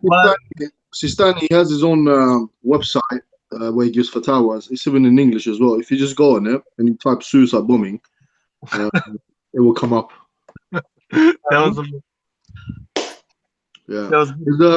There's a question by the brother K. Al-Talha, Ali. Go on. Go read it out. Go on. He said, Hassan, where is the Shia Mahdi and how old will he be when he reveals himself to the world? The Shia narrations are all contradictory. Salawat. Well, Akhi, first of all, let's educate the average Sunni. I remember when I used to be Shia, what vexed us and made us Shia Da'wah boys very angry back then in the 90s was that the Sunnis, many layman Sunnis, interestingly, they came with trivial things that are not very big issues. For example, how can somebody be 1,200 years old. That's indeed a pathetic, sakhif, weak argument against Shias. If anybody brings it up, I'm not saying the brother said this. I'm just saying, yeah, the age is irrelevant because yes, Allah subhanahu wa ta'ala can make me and you guys 10,000 years old. That's not the issue. Our issue is not that that he's 1,200 years old or will become 10,000 years old. That's irrelevant. They argue Hassan about the Dajjal being in the exactly. Not just the Dajjal. They argue about the Dajjal. They argue about who else was it? Isa alayhi salam. No. Someone who roams the earth. Who some scholars believe that some say that he's a prophet. Some say he doesn't. Khidr. Yes, Khidr. Ahsan. Khidr. Yes. So yes, indeed, we have to be fair towards Shias, akhi. These arguments, these are weak arguments, and if anybody comes up with this. So it's irrelevant how old the Imam is. What is relevant, that's why what Bu Ismail earlier said, mahajja.com, I say mahajja.com, the books that Mahajja has, no website specialized on Shiism has. Go mahajja.com, and there's some websites that have similar names, so type Mahajja Shia Refuted, something on Google. Mahajja.com, I think before the H at the end, or with a H, I forgot. Go mahajja.com and look at the list of the books there. Look at the book, Usul al-Shia al-Ithna Ashariya, the book about by Sheikh Dr. Al-Qaffari, where he goes a detailed book in refutation of Shiism with several topics, including the ridiculous belief of a hidden Imam who isn't guiding anyone, who wasn't born in the first place, who people at his time, a number of people, including his family, denied that the Imam al-Askari, the so-called 11th Imam, had a son, and then a bunch of thieves and con artists claimed that they're his representatives and made money out of him. Until today, a bunch of Iranian ayatollahs and qom who can't read the Fatih correctly collect money and khums and whatnot in his name. That is important, akhi. This is what we should focus on. Not that, the Imams is, how old is he? Where does he live? Yani, akhi, by the way, someone asked, where does the Imam live? Ya akhi, Shia don't believe the Imam is literally living in a cave. Yani, any Sunni who's knowledgeable should never say something like that. The Rafida don't believe the Imam lives in a cave. They believe that he's free and he's roaming the earth and he can be wherever he wants. Remember, guys, if you understood their Aqidah very well, anybody who understood the Rafida Aqidah very well, he would never believe that Rafida believe that the Imam is constantly in some cave. Because if you would have understood their Aqidah correctly, you would have known that the Rafida, similar to the Ghulat, the extreme forms of the extremists from amongst the Sufis, believe that the 12 Imam and the Imams in general are Hadir and Nadir. They are omnipresent. They are everywhere. That's why they can hear every prayer. They can aid you wherever you are. They believe that the 12 Imam roams the street. That's why when I used to be a Shia, when I went to Tehran 2003, and they used to everybody started becoming semi-naked and chest beating and whatnot. One mullah, in Tehran starts crying and saying, Imam Zaman could be right now with us, slapping himself as well.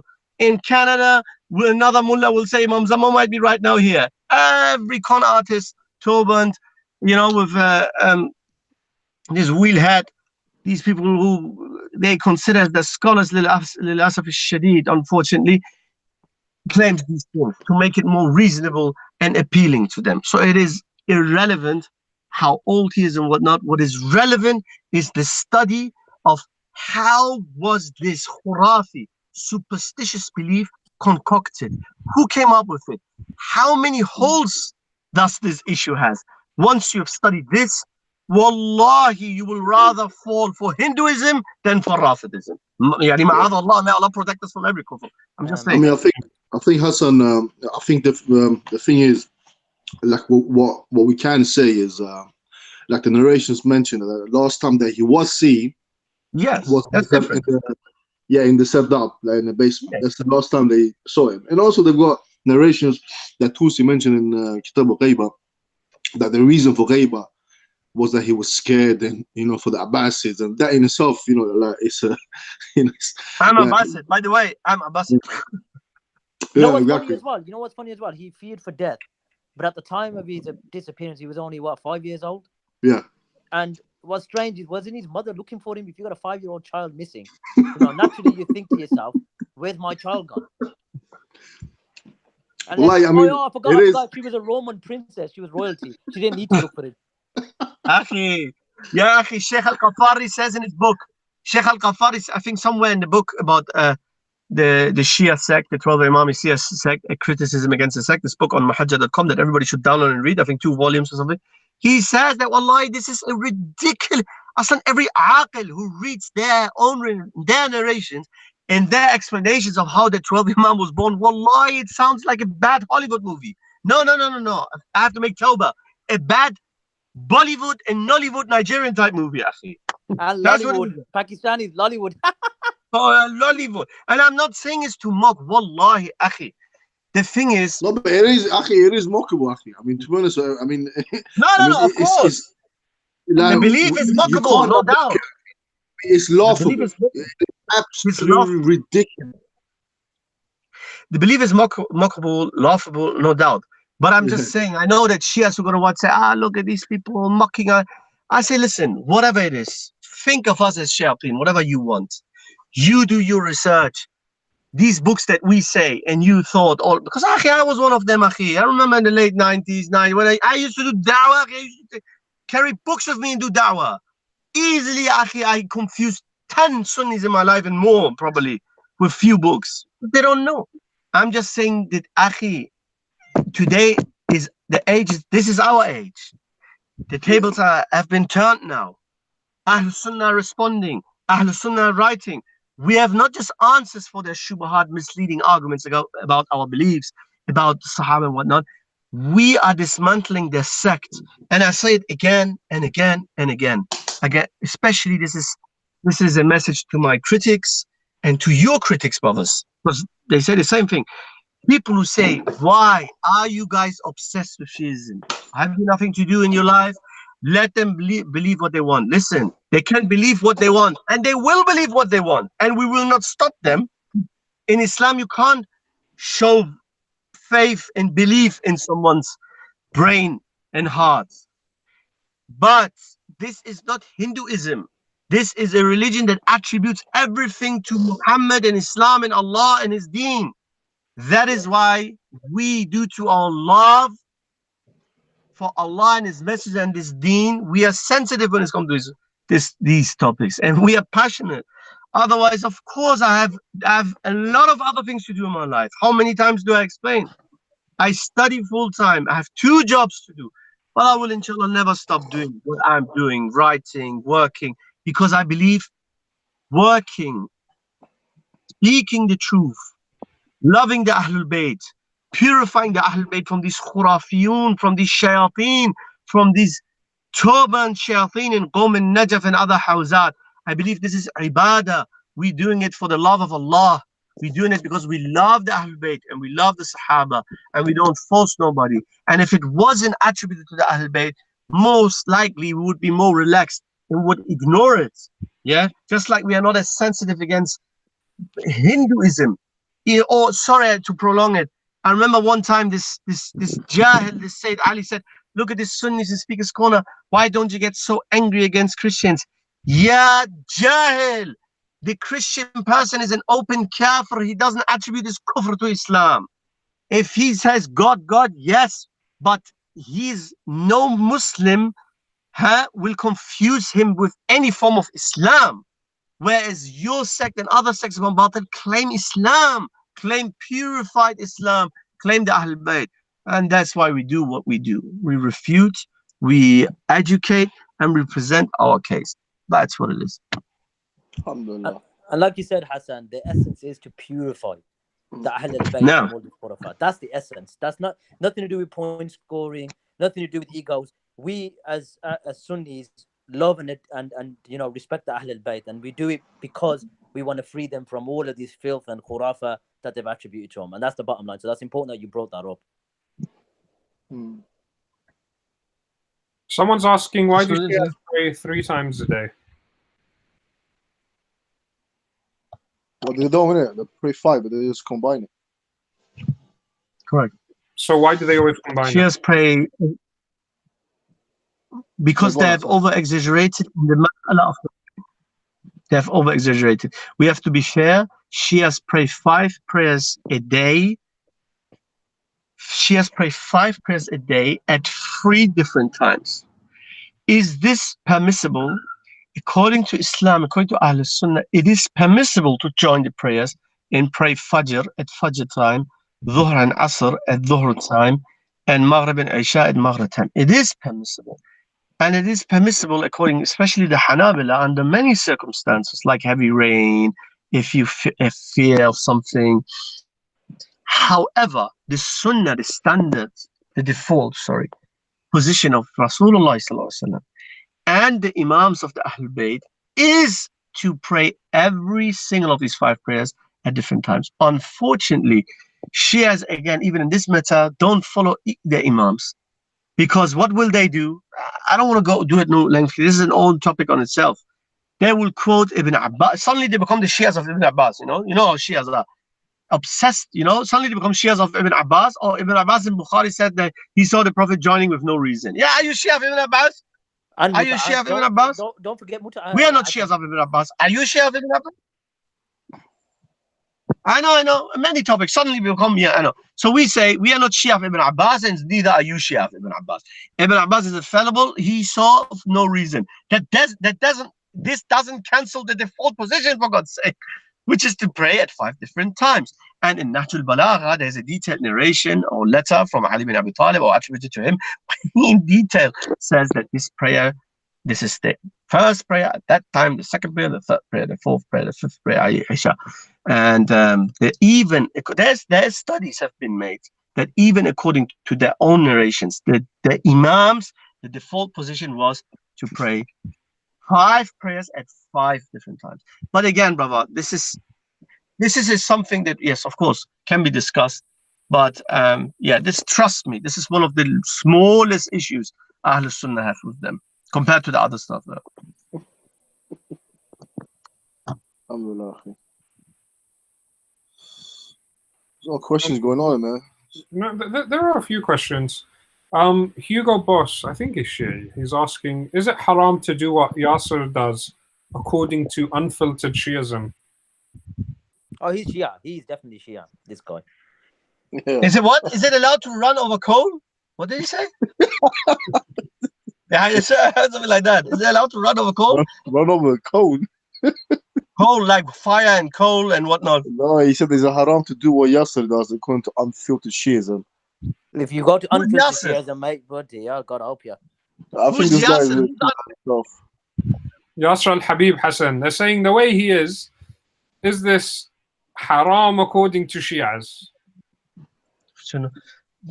I mean, what does it mean, haram according to Shia? According to the Khomeini's type of Shia, who have a specific political agenda and they want to water down things in order to learn as many Sunnis as possible, of course haram according to them. According to another methodology, manhaj, which is the tayyar, the group of the Shiraz, Yasser Habib, no, it isn't. This is a matter of manhaj, it's not a matter of aqidah to them. That's why, do you think Yasser Habib believing that Umar killed Fatima, do you think that Khamenei sits at home and the Khomeinis and say, no, Umar alayhi salam didn't do that? No, the only thing that makes him angry is don't say it that loud, not like this. We have to fool the dumb Sunnis, many dumb Sunnis into our ranks, not like that, please. Basically, Yasser Habib in a nutshell is a blessing in a way. Yeah, not that anybody thinks when we say an evil person or evil thing is a blessing, of course that thing is evil in and of itself, but every evil comes with something good. Sahwallah. And the good thing of Yasser Habib, this Himar, is that by being so open, he's made our job so easy. What we had to prove, and from the books and we can present here, he brings Rafidism raw, unfiltered. Yeah, that's here we have to send out. We have to thank Yasser Habib and his team for that here. I would like to send my greetings and thanking them for, making our job easy. From the minor land of Fadak. Salawat. Allahumma salli ala. Oh yeah. Only Hey, Hassan by knows the way, correct. Yeah, Hassan, go for it. Let Hassan do it. Go on, Hassan. Go for it. Hey, Hassan, you know what? Okay, listen. They have the minor land of Fadak. We should create our own land. I mean, we should register or buy our own land, sorry, and call it like the minor land of Saqifa. We got another question here. Inshallah, if we get the Saudi petrol money, if we get the Wahhabi petrol dollars coming in, we definitely buy the minor land of Saqifa. I don't think I'll be getting that anytime soon. No, Haji definitely not getting it. Haji definitely not getting it. I'm getting nothing but Yeah, thanks and pennies, crumbs. If only with the comes I guess he's still taking issue with.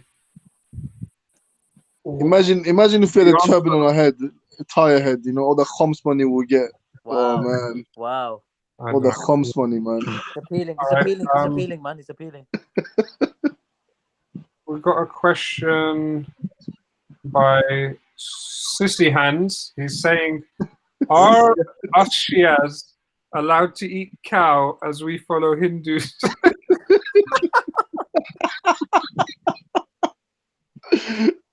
Was that really a question? Hey, you and tons of others in this group, all of you are me and I'm you at the same time. Because the Rafida, many of them are so paranoid, they think all of you are me and I'm you. And right now I'm typing as Sissy and he's typing. Oh my God! I mean, it's funny how. By the way, just sorry, Ali. Sorry to jump into words, but just if you can explain it, Ali, just to make it a bit, you know, going away from the serious stuff, because we're laughing now. Okay, what is it about? Well, seriously, because I know you're good at this psychological stuff. What is it with this Shuberi guy zooming the video in like this? You know, like this. No, like it's. And you barely can see. It's like next time he does it like this, you know, like this. And Ali, why does it look like he's constipated all the time? Why do I have to answer all the Shuberi stuff? Good old Shuberi. I think it's pretty clear. I mean, his hands got mocked the hell out of by Anti-Majus. So in his new series, the camera's zoomed into his face. So his no way. I think that much is clear. Allahu Alam. You know, there's obviously there's a lot of. May Allah humiliate them more, wallahi. May Allah humiliate. Also, you know, obviously there's a lot of rumors that a lot of these students, they go to Hausa and study, and obviously Hassan can elaborate more on this. Is that a lot of them do get sodomized there in the Hausa, and this is not just me making it up. It's actually, you know, Hassan can tell you real life stories about, you know, how there's a lot of sodomy going on in these houses. Well, that's Akhi, you're Iranian. I don't need to. No. Don't put it on me. Put it on me. Me and you know, this is we Iranians have a saying. We say that in Akhundot Qom, you know, in Hosea Qom of Faiziya, they are known for, you know, exactly. Especially young to love Hausa students, you know. Yeah. I'm just telling them one thing: it's like American California prisons or whatnot. Better not. Don't let the soap slip, you know. Don't drop the soap. Don't drop this. Yeah. Don't drop it. Don't drop. No, I mean, there's definitely something there. You know, anyone that goes to Hausa and study, he definitely loses a bit of his manhood. I mean, that's common fact. They didn't have it. Anyway, I'll humiliate these people. I mean, these are the one. Oh man, there's so many troll accounts right now asking. And also, you know, like if you study the hands, yeah. If for example, if you go to Iran, yeah, and go up to any mullah with a turban on his head, and you examine his hands, you will see he's got very slim, tender, thin, feminine hands, and it's true. It's true. And well, like, that's what most Iranians say. It's so true, eh? میگن آخونده هیچ وقت کار نکردن دست ظریفشون. Wallah, I'm not making this up. Every mullah, rafidi, turban head, tire head that you'll find have got feminine, slim, tender hands, and that's because they never worked a hard day in their life. All they do is sit there. Like in Iran, they call them kungoshad. You know, they sit there like what do you say? Kungoshad. You say like very wide, like anus hole. Yeah. So No, like tied.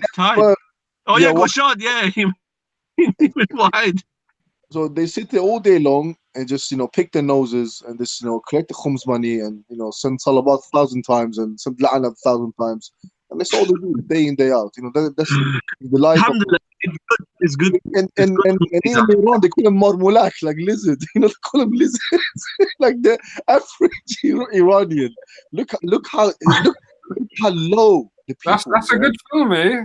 Wallahi, that was One more good actually film. that film. Hassan, you know what, Akhi? I think actually, we should actually upload that film, yeah, on the channel. Should upload it. Yeah, I did. Oh, you did? I did. Actually, I was one of the first to upload it. Wait. I was one of the first people in the world to upload it with English subtitles. It got over 200,000 views. And then the company, when YouTube got more advanced and algorithms and whatnot, then they removed it. It had over 200k views. Alhamdulillah, damage. So anyway, you don't know what the guys are talking about. Marmolak it's an Iranian film. It came out maybe late 90s, I think it was. Yeah. Absolute classic. It's a classic. It's a comedy. It's mocking the clergy. You've got a fraudster criminal. He dresses up as a Shia scholar, and he's just going on a journey. And it's very, very funny. It's very, very. Even today, everyone's shocked how they even allowed that film to be released. It's like that. They banned it, then they re-allowed it. Yeah, they came up with different interpretations that was. Yeah. But no, man. Yeah, the reason is they kept the register was the director. Sorry, the director was very smart. So the reason is the director was very smart. The director was very smart. He came up with hello. Yeah, wait. I'm just laughing at. Very smart. He came up. Please let me finish. The director was very smart. He came up with different interpretations. When he got when the heat got him, he said, "No, actually, it's not mocking because ultimately the clergy is shown in a good way because at the end the humanity of the clergy is anyway. Point is, listen, we can now extract. We can extract from this again a faida, which I always repeat on my social media. We're not that nobody has harmed and damaged the image and reputation of the Shia clergy more than the Shia clergy themselves. They have destroyed them. Know that someone like Shuwairi and his likes and every other turban head, they know very well that every second if they walk down the streets of Tehran with a turban and with their specific clothes, it's not a real turban anyway, like a Sikh turban, they know that every second somebody can either spit at them. Or recently there were knife attacks, there were several knife attacks and shotgun attacks against mullahs in Iran. I don't advocate that, and I don't advocate violence against any human being, including Shia mullahs. But that's what happened, and it's fact. That's what happened in Iran, and the reputation is bad, and they have to blame nobody but themselves. People hate them. Everybody, of course, no. Don't bring me now. Somebody will jump up and bring me some exceptions, But there's undoubtedly, Akhi, that in large portions of Iranians, I'm not talking about outside Iran, but inside Iran, despise the clergy. And this is good, Akhi. Wallah, it's good for us. We Ahlul Sunnah, this is another thing where you should say, Alhamdulillah. You should say, Alhamdulillah for the one who humiliated the Rafidi clergy at their own hands. This is a blessing from Allah. I.e., every evil like the Iranian Revolution, all these activities of the Rafida in Nigeria, in Yemen, in Syria, with all the evil, good comes as well. A good outcome, and the good outcome is that their fortress itself is crumbling, and it will crumble completely, and the walls will fall, and you will see, inshallah. Yeah. Well, it's one person is asking, do the turban mullahs go into it for the Mut'ah or money? Or they're even knowledgeable, he said. Are they what? Someone asked, do the turban mullahs go, I think he means, do the turban mullahs get into it for the Mut'ah or money? Or they're even knowledgeable? I don't know. Exactly, both. Obviously, above. Probably, yeah. I think You gotta Exactly. be, you gotta be an it's a idiot fair not to choose answer. one or the other. Mut'ah is definitely a motivation. Why wouldn't it be? Yeah. Every man's weakness Speaking is about woman, isn't Mut'ah, it? guys, we had a video, a really powerful video on the Sunni defense where we had a sister speaking about her experience. I wish Shia to remove. and Mut'ah. Yeah, the sister was getting threats from Shias. Anyone who watches the video and hears what she's saying, it's allegations that we've all heard before, and it's pretty obvious who she's talking about and which group she's talking about, but she just didn't want to. She wanted it to be as sincere as possible, you know. She didn't want to make it about a Shia channel. She wanted it to be about the social ills that Mut'ah causes in general, and it does. I mean, just look at Iran. You look even in the West, and it's something I'd like to address properly again in the future. You know, a proper video about, you know, trying to be objective, because what you find is whenever you find Shia da'is or Shia personalities trying to defend Mut'ah, they always say it solves social issues. Where in fact, it's the opposite. It causes social issues. And they try and sugarcoat it. What happens is you get things like, literally, go on YouTube and type in Mut'ah, and you find, you know, Ahl Bayt TV, you find something by Islamic Pulse, and all of them say the same thing. They're like, Mut'ah is allowed, it solves social issues, but don't take advantage of it. Don't do it too much. So it's literally, I mean, a young man, he's being told, go have as much sex as you want. Just don't do it too much. What's he going to do? Honestly, what is he going to do? He's got to enroll himself in a hoser then. You don't need to. You don't need to enroll yourself in a hausa. So it's something we are gonna create, inshallah, a nice video project on it, because it's an ill in society. It's causing a lot of issues. Not as we know, of course. We can see the disease spread in Iran, and how many kids, hundreds and thousands of kids born through Mut'ah without the parents, without the father having any responsibility on them. You know, the prostitution in Iran, it's a huge problem. But I'm not even talking about the East. I'm talking about the West. The bottom line is, Ali, would they enjoying all of these freedoms and rewards for their own sisters and mothers? That's the bottom line. You know, why don't you encourage it? Let's make a dua together. May Allah subhanahu wa ta'ala grant, if you don't have daughters. You know what, Haji, you reminded me of something. Go for it. He's got cut off. I know what he's gonna say. Hassan, you there? Go on, Hassan. Hassan? I think he's got delay on his phone. You got delayed. You there? Go on. Did you want to add to that? Yeah, add to that, mate. I just wanted to say that. No, I just wanted to say that when Bro Haji said that, would they do it with their own brothers and sisters? I just want to say one thing. You know, they have a section of authentic narrations attributed to the Imams of Ahlul Bayt. Wallahi, evil stuff that you would imagine only a pimp would fabricate this stuff, you know, because it's in his interest. A literal pimp, like medieval pimp, some Persian pimp, you know, in the time of Khulaini and whatnot. To promote their business, right? They have a narration, I think it's attributed to Imam al-Baqir. The fifth infallible, they claim. Of course, he wasn't infallible, he was a scholar. Tabi'i Jalil. I think it's attributed to him, or was it to Zayn al-Abidin? Al-Muhim, the fourth or fifth Imam, that somebody comes to him and say, hey, would you give me one, what about if you give me one of your daughters? Guess, even the idiot who fabricated the narration, guess what the response of the Imam is?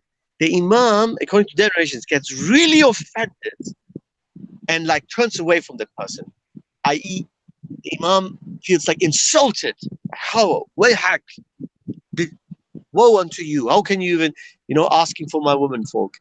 Wow. Here's the thing though.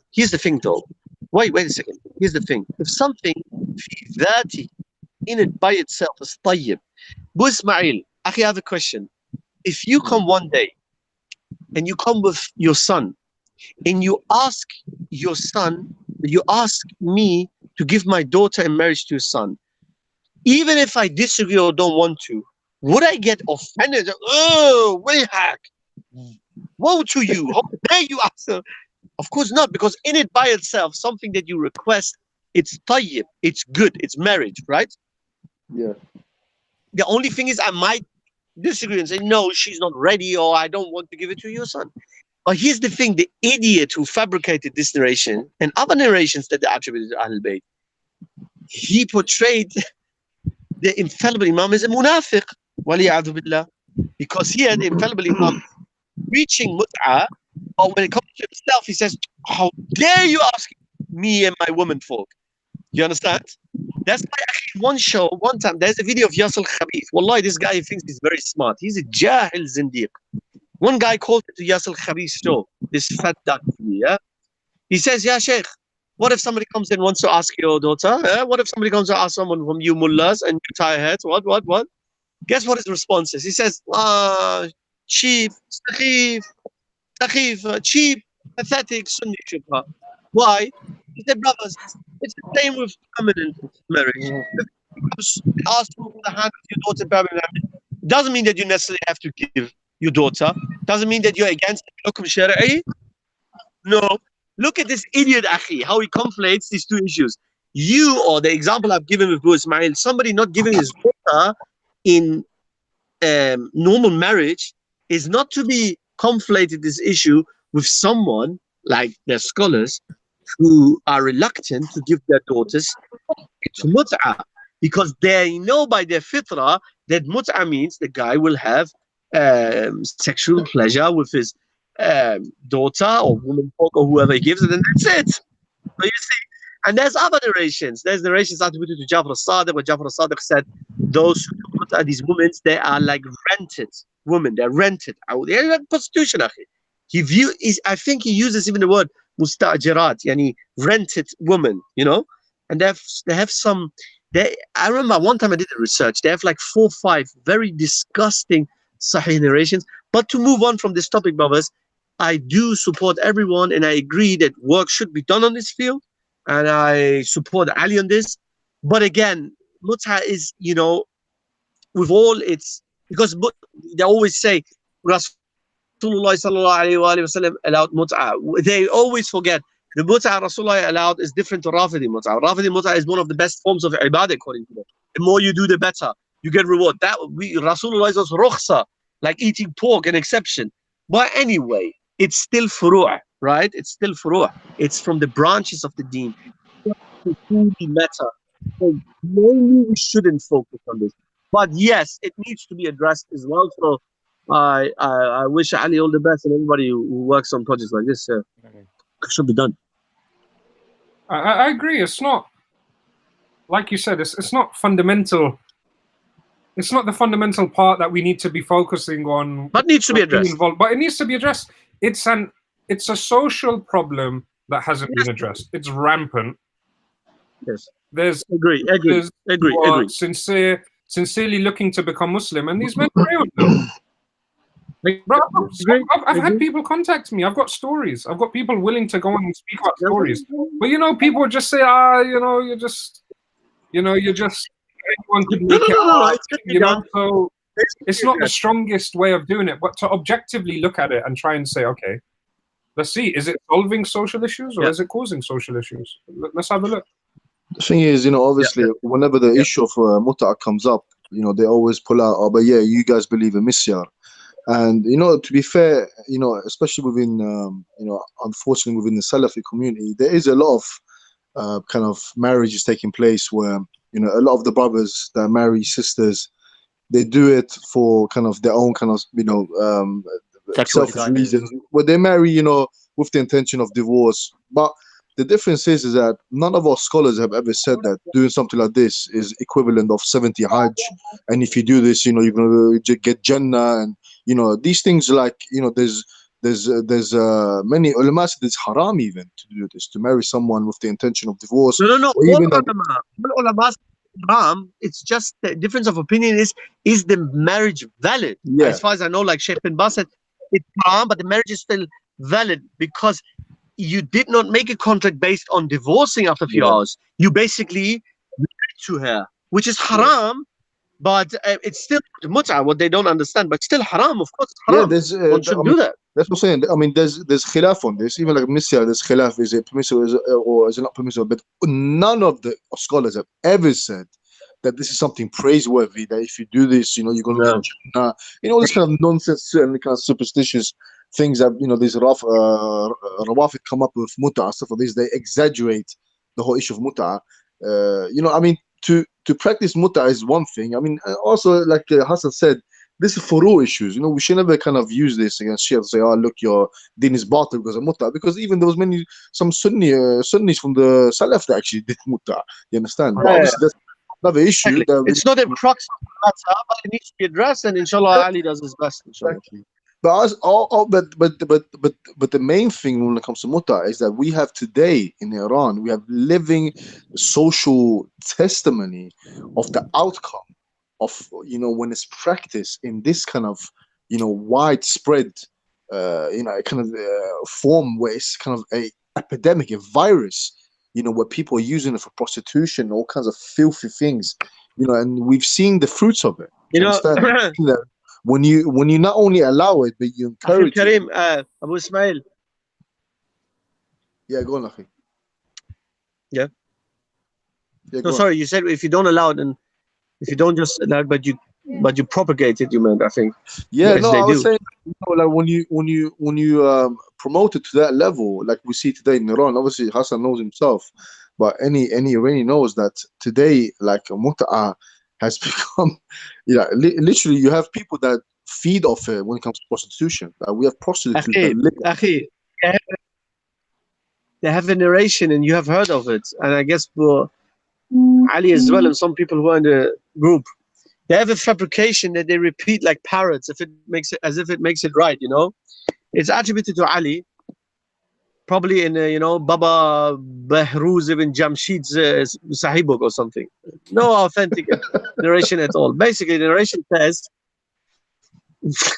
they have a narration that they repeat, which says, Ali says, if it wasn't for the son of Khattab, Umar, then nobody would have committed zina except a shaqi. You know what a shaqi is, yeah? A wretched individual. Here's the funny thing, though.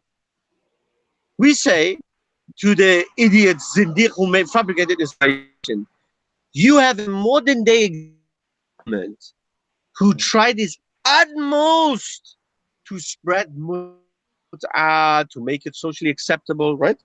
Right? And in Iraq, they do it as well. Now, according to this narration, nobody would have done zina except a shaqi, except a wretched individual. Now, everybody knows HIV, crack abuse, or sorry, heroin abuse, and abuse, I mean addiction, prostitution. Iran is the forerunner in all of these fields. There's more than one statistic to prove it. Or at the very least, it's as I said, it's one of the champions in the Middle East when it comes to these things. And you see these fabrications that they made up to insult the Sahaba. But anyway, and let's move on from Mut'ah. One good thing about the topic of Mut'ah also is that the standard Rafidi narrative that many Shias, and including myself, and I used to be one, have been brainwashed with, is that evil Umar, as they say, he was the one who banned it, which is not true. He reaffirmed the ban. We have narrations from none other than Ali bin Abi Talib himself, who said that the Prophet banned it. And wallahi, this burns them. This burns them like Ayatul Kursi burns the shayateen. Wallahi al-azim. That burns them. I don't even want to open the topic that it's in their books as well, and it's in their hadith as well, and they have to water it down. They have similar narrations attributed to Ali bin Abi Talib, and then the scholars have to say, oh, there was Ali didn't mean to say that it's a ban. But anyway, that would be really powerful if Ali.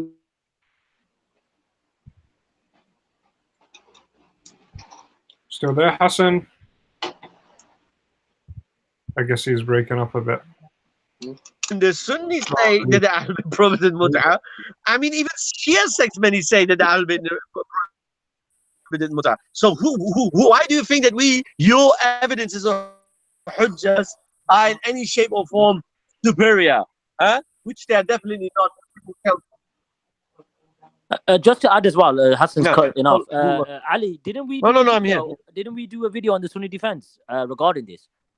Yeah. So as I was Yes. saying, we had a video where it was a sister telling her story, but as she was telling her story, we showed a lot of narrations related to it. We showed a lot of fatwas with contemporary scholars, what their view on Mut'ah is, and also the status of women in it. It was a very, very powerful video. It spread really quickly. The girl comes from a Shia family, and her voice was recognized, and she got threats straight away. So she asked us to remove the video. As soon as because I put a trailer out for that video. As soon as I put the trailer out, someone from a known Shia channel, and you guys know who I'm talking about, messaged her and said, oh, apparently there's someone who's going to be doing a video on the Sunni defense and going to be talking about Mut'ah, and you really shouldn't be doing, it's a really bad idea to do something like that. It could cause, it's a threat, it's an indirect threat. And I've seen that. And subhanAllah, these people are so dirty. I mean, we've received it ourselves. We've all been victims of that channel and their rats who work for them, and allegations, not backing anything up, and slander. We've all been victim of it, but this girl's been victim of it too. And I've seen the threat, and they play dirty games. At the end, I really didn't want to remove the video, but at the end of the day, when there's a sister who says, please remove the video, I'm worried they're going to tell my dad that I'm not Shia anymore, and it's going to cause problems at home. What can I do? What can I do? Edit the video. Can you not? Go on, Hassan. Can you not edit the video, change her voice? Can you not edit the video, change her voice? Yeah. I mean, her voice was distorted. So that's the problem. So I don't want to cause her any issues. What I'm going to do, though, I'm going to do a rehash of the video. So I'm going to cut her out. Put it this way, guys. Having a personal story isn't the strongest way to present an argument anyways. It's just that Mut'ah is a social problem, so you need personal accounts. I have other personal accounts. People have contacted me with horror stories, disgusting things. I mean, I'll tell you one. SubhanAllah, there was one woman. She was neighbors with an Arab couple, and kafir. This woman was a kafir.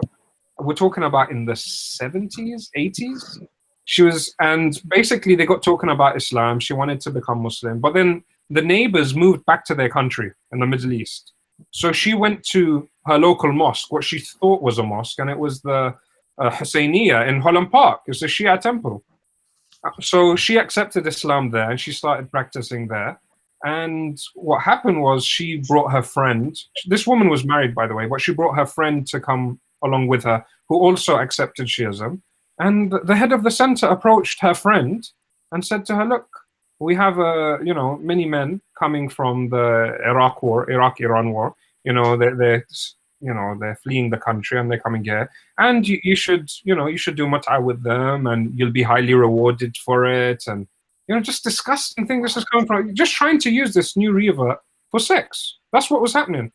And alhamdulillah, it pushed them away from Shiism, and now both women are, subhanAllah, hardcore Salafis. May Allah bless them. So this is just one story, and I can give you more. But like I said, it's not the strongest argument. What you want to show is contemporary scholars. Hani, may Allah bless him, he's gone through all their fatwas. And the filth they come up with is disgusting. The status of the and the question, it's like Islam Q&A, but for Shias. So you have very detailed questions. Oh, I'm married, but I'm traveling to Thailand. Am I allowed to visit a prostitute? Oh, halal. And there's hundreds of these questions. Hundreds of these.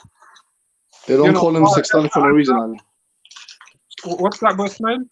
I said they don't call him Sextani for no reason. Yeah, it's not just Sistani, by the way.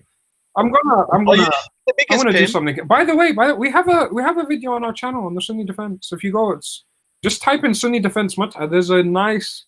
It's not nice. It's disgusting. You'll feel sickened. But it's a lecture by Hani. It's an hour long, and yeah, I remember listening to it, just feeling sick. But listen to it. I mean, if you want to know what the reality of Mut'ah is, listen to that. Someone's asking. I think I did a video for you guys as well, talking about other Shia sects that deemed it haram you remember? Yeah, exactly. Mut'ah. Other Shia sects deemed it haram, which is very telling. It's just Yeah. Mut'ah equals zina or something, and he's got my face on there, Yeah. so you could go check that out if you want to know what other Shia sects I've got sex on the mind. Sects have said in relation to this filthy practice. So yeah, go check it out. let's go through a few questions and maybe Let's wrap it up. Let's move on. Let's move on from Mut'ah. Yeah. It's So hard to Omran move on. Malik It's hard is to move on, asking who's boys. the new narrator on the Sunni defense. The new narrator is a good brother, What? and he's standing in for Ibn Morgan. Ibn Morgan's been lazy, so if you think he's better than Ibn Morgan, we'll get rid of Ibn Morgan and we'll replace him with this guy. you guys don't like the Yanks, so bring in a Brit. Ibn Morgan. You don't like American accent of Ibn Morgan? Ali, just to add as well, my new video against Bayat al-Ghadir, we've got to add that in there as well. It's important. Will be coming out soon. As the Sunni defense, you just released one today, haven't you? Regarding Rafida.org's distortions and lies. Yeah, Yeah, exactly. Check it out. That shows you the disingenuous nature of these people. Bayat al-Ghadir, take it easy. You'll be getting exposed very soon. It'll be 2 videos in 1 week. It's not gonna be a good week. Muharram has come early for you guys. Guys, some of the questions. Yeah, Abdul Hamid makes zuhur and goes into Bayat, and then he makes zuhur again. There's so many funny questions. I can't read all these out. But guys, just have a look. Go, just read. I can't see them. I can't see them. I'll do a couple. Sissy Hats is asking, please tell me if there's a narration that men can do mut'ah with men. Oh man. Next question. Next, please. Let me try to find the serious one and then we'll wrap it up. Yeah, follow it on. Follow the questions. Follow the questions. Let's have a look. I just got to scroll up. Looks like we've turned everything into speaking about mut'ah and grooming and stuff. It's a difficult topic to let go of. Raza Anal Bait is asking, Hassan, is it true Neil Armstrong saw our hidden Imam riding Zuljan on the moon?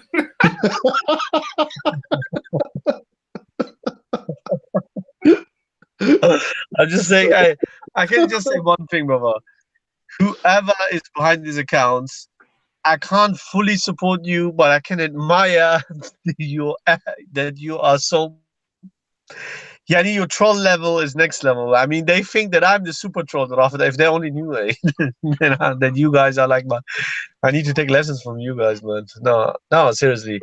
Obviously, I don't understand these pros try to make it fun, but Zuljana itself, the horse that they attribute to Imam Hussein and whatnot, and because you see, when we call them Majus or when we call them Bayatul Ganesh or Hindus, they think it has to do with racism. It has nothing to do with racism.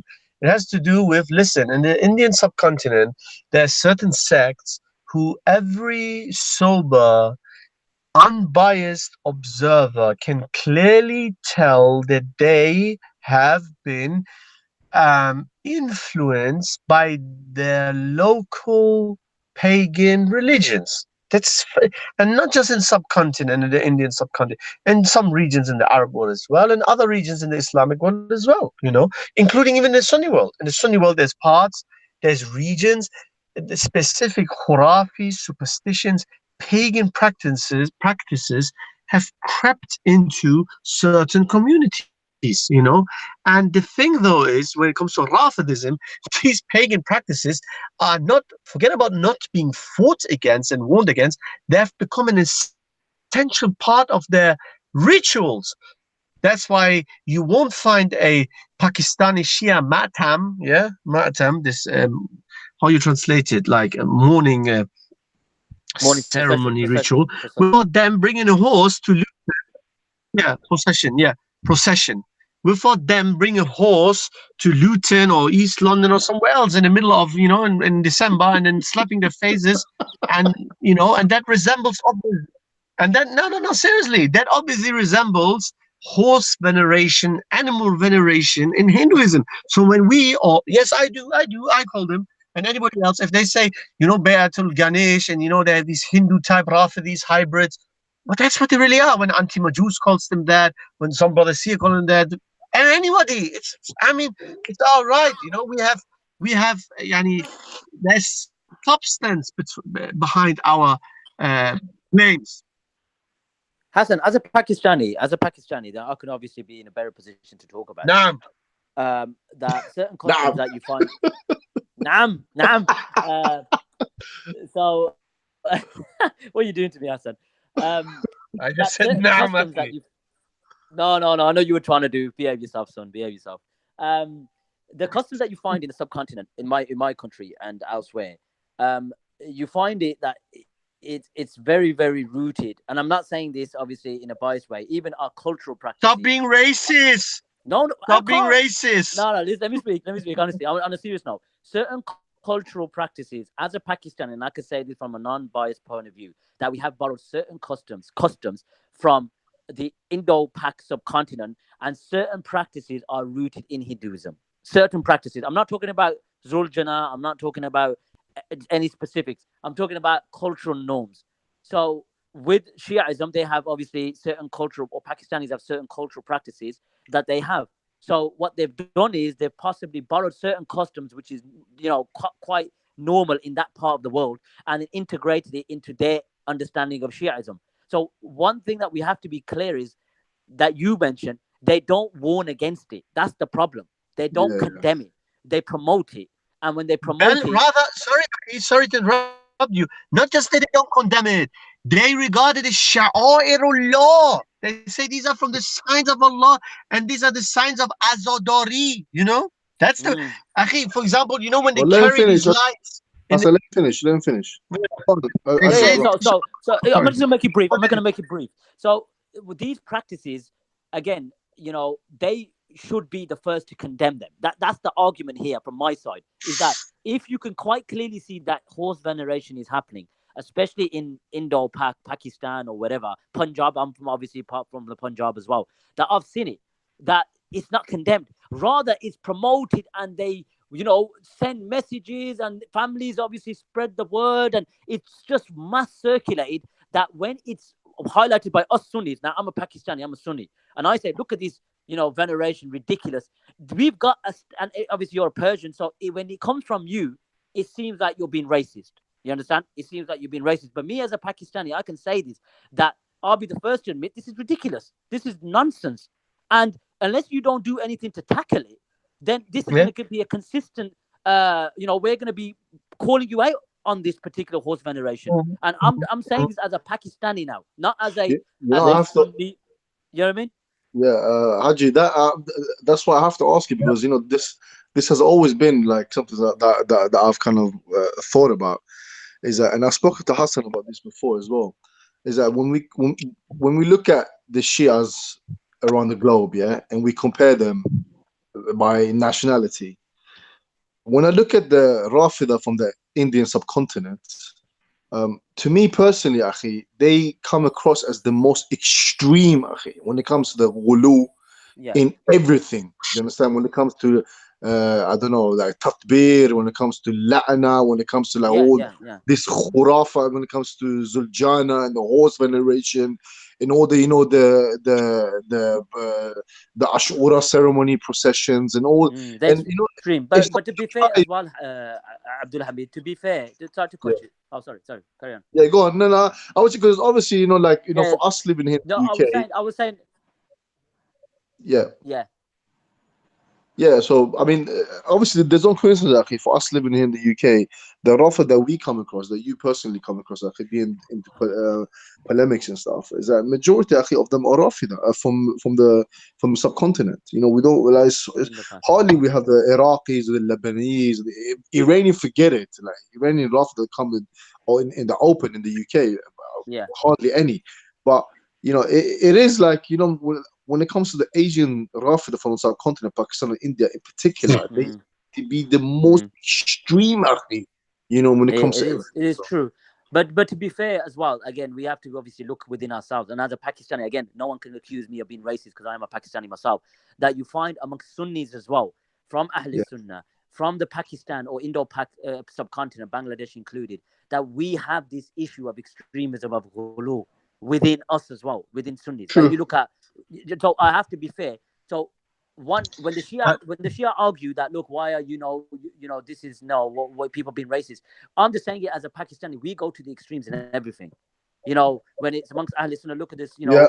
Sufis from Pakistan where they twirl around, they got long hair and they wear bangles on their knees and they start singing and they put bloody knives in there. You know what I mean? And it's just like, we have to call a spade for spade. So unless, and I tackle this as a Pakistani, I say this is ghulu, this is extremism, etc. Why don't you do the same? Why don't you call this out?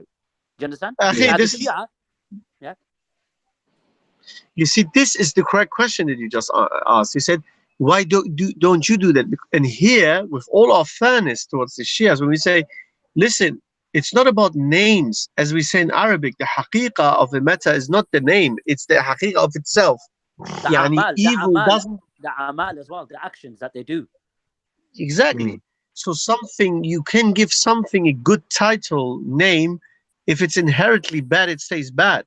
And you can give something inherently good and give it a wrong title and stays inherently good. So we are not here to call every person who calls himself a Shia that he's a deviant or mushrik or kafir or evil. And not everybody who calls himself a Sunni is by default good and so on. Yeah. There is many Sunnis who are khurafiyun, superstitions. But here's the difference that I always say. And I always repeat this when somebody called one time into my show, on Wisal Farsi TV, Iranian Sunni TV show, when someone, a Shia person, very polite, asked me, he said, "Yeah, Mr. Hassan, I mean, you Sunnis have no bid'ah, there's no bid'ah in your communities, in your countries here and there, only us or what?" And I said, "Baba, I'll give you the answer. There is bid'ah amongst us, and there is haram amongst us, and some people might even do shirk amongst us. But here's the difference. Ahl Sunnah fight against bid'ah, warn against bid'ah. There's always a group within us who fight against bid'ah, warn against bid'ah. Whereas amongst you, your scholars, amongst you, bid'ah, khurafat, shirkiyat, are not mardud, i.e. rejected. They're mahboob, they're beloved. That is why, Akhi Baba Haji, with all your justice that you have towards them, or when Brother Abu Ismail says, the Rafida in the subcontinent are the most pagan type of all. Somebody hearing this might think, oh yeah, you see, so that means that probably they are not representative. No, they are. You know why? Because there's not a single marja who has ever, have you heard ever of a marja? This is a widespread phenomenon. It's not something little. So they say, why would our holy Sistani care about these things? Is there a single marja who went on the minbar and said, Ittaqullah, fear Allah and stop this nonsense? Stop decorating a frigging horse of the teachings of Ahlul Bayt, etc. Blessings. Have you heard of a single marja going on the minbar and saying, Ittaqullah ya nas? Stop carrying replicas of mosques of Karbala around your neck like Hindus and do hubba and clapping around. One of the rituals. You know that, yeah? Do you know that they have the ritual of carrying the tabut? Do you know of that ritual? They have a ritual called carrying of tabut. That means symbolically on the day of the demise of Shahada of for example, Imam number 4, 5, 6 or whatever, they carry an empty coffin they do. and walk around like lunatics and bang their heads. They do it in Kadhimiya in Iraq, in an Arab-speaking region where this useless Sistani who can't speak, they say to me, Shemrani, oh, he can't string 2 sentences of English together. You worry about your Sistani who is 50 years in Qum, if in Najaf, if I make mistakes, even basic mistakes in Arabic, that Zindiq doesn't even dare to come out and address 100 people. Where are these? Where are the Maraja? Where are the scholars who warn against shirk? You know what? The only thing they have learned is to be reactionary. The only reason they talk now about Sifat and Salafi sky god and Salafi say Allah has a limb is because they're bankrupt. They don't have nothing else. They're reactionary. If they weren't reactionary, they wouldn't start talking about Tawheed, because we talk about Tawheed always. They would start with their own people. They would first, as my father always said, when you point the finger, or more than 3 fingers at least, point to yourself. Where are they? Where are their major scholars warning against bid'ah and shirk and khurafat? Aslan, as I always say, can you imagine a marja going on the minbar and saying, إن الحمد لله نحمده ونستعينه ونستغفره ونعوذ بالله من. Can you imagine a marja going on the minbar and saying, Ittaqullah, fear Allah and worship Allah alone, and take oaths in the name of Allah alone, and make dhabh for Allah alone, and worship is for Allah alone. Stop this khurafat. Impossible. They wouldn't Why? be Shia if that was the case. Here's the simple answer. Shia if that was the case. Rafidism feeds on khurafat and shirkiyat and bid'ah. This is why they don't condemn Zuljana, Hindu type pagan rituals and other pagan rituals. This is why, brothers. Not because in defense of the Indian subcontinent. Now, Allah, the Indian subcontinent Shias are not extreme. There are maybe more pagan in our eyes. But according to Rafidi scholarship, the more pagan you are, the more okay it's anyway. Because everything is accepted anyway. Mud bathing. I mean, you think Iranian Shias, you think that they don't do pagan stuff? Did you know that mud bathing, do you know where mud bathing comes from? Many people don't know. No. It started in Luristan. Luristan is a region in Khuzestan where the Ahwazis live. In the Khuzestan region, Arabs and non-Arabs live. And in the Luristan region, it started there. And now they do the mud bathing. And then they come with sakhif, pathetic shubuhat. Yeah, and those and so hadith in Sunni book, Ibn Abbas dreamed that he saw the Prophet with dust on his face. Salawat. Now we can mud bath our pigs. Now, look, Sunni, look, you evil Sunni, I refuted you now because my infidel Imam Ibn Abbas that I quoted from your book saw the Prophet with dust on his face. So that's why I justify to behave like a pig in the name of Ahlul Bayt and mud bath like this. And if you disagree, you bias evil Sunni, then you're Nasibi, an enemy of all debate. Wallahi, Bakri, forgot. This is what makes us angry. We have the right to be angry. We have the right to be passionate. Wallahi al-azim. And it is true, Hassan, what you say, that they justify every khurafat and every shirk in the name of Ahlul Bayt. That's why like you said, and it needs to be written in gold. That the more they portray or the more they promote Ahlul Bayt, the more khurafat and shirkiyat that they practice. That's why, Habibi, that's why I'm saying to you, bring one of them, bring me this Sayyid Ali, bring me even this Rezal Ahl Bayt, whatever his name is, bring me this Roadrunner, bring me Allah Yari, let me sit with them calmly and I will ask him these questions. He can answer me, we can talk about this. Say, Wallahi, if the world, their alameen, the people of intellect accept the deen as correct, then okay, then I bury my head and go. But they know and I know. They know and I know. No aql will understand. No aql will accept these khurafat and zandaqat. These cheap justifications, akhi. I say it bila fakhr, without any arrogance. I have watched approximately 900, I saw my videos of Yasser Khabith, which is like the best big shot. I know their answer to the answer to the answer to the answer to the answer of our shubuhat. And they know that. They know that. But it's not just me. Because I'm a small student of knowledge. There's many people like me. But this is the reason that I doubt that they would sit with someone like Brother Haji and whatnot. If at best, they did it 1-2 times here in the park, and then, no, we don't want to talk about it with him anymore. No, not about this topic. Oh, no, not about that. That's what it is, akhi. And we do that's why I think everybody watching us and having little bit understanding of this topic sees and understands why we are doing this. It's attributed to Ahlul Bayt. Ahlul Bayt are beloved to us, holy to us. Islam is holy to us, beloved to us. We will purify Islam from what these Zanadiqa call the purified truth. The Zandaqa Shirkiyat they call purified truth. We're going to purify Islam from their Zandaqat and filth, inshallah.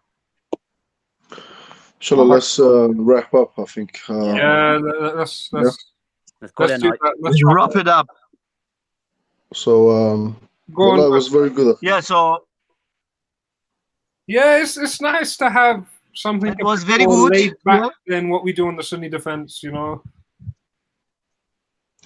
So yeah, Ali, wrap it up, inshallah. And reminds me of good old times. Let's do again. What, Hassan? Ali. Yeah. Ali Madad. Yeah, Ali Madad. It reminds me of good old times. of the good old times. Yeah, for real. I think Hassan was listening via the YouTube link because That's he's why it got was delay. delayed. That's why it was delayed. Yeah, that's why Yeah, it he's was got delayed. delay. Hassan, I think you were watching it from your YouTube link, isn't it? You need to watch it, and Hang on, I went. Yeah, yeah, I'm yeah, live. I'm in this live.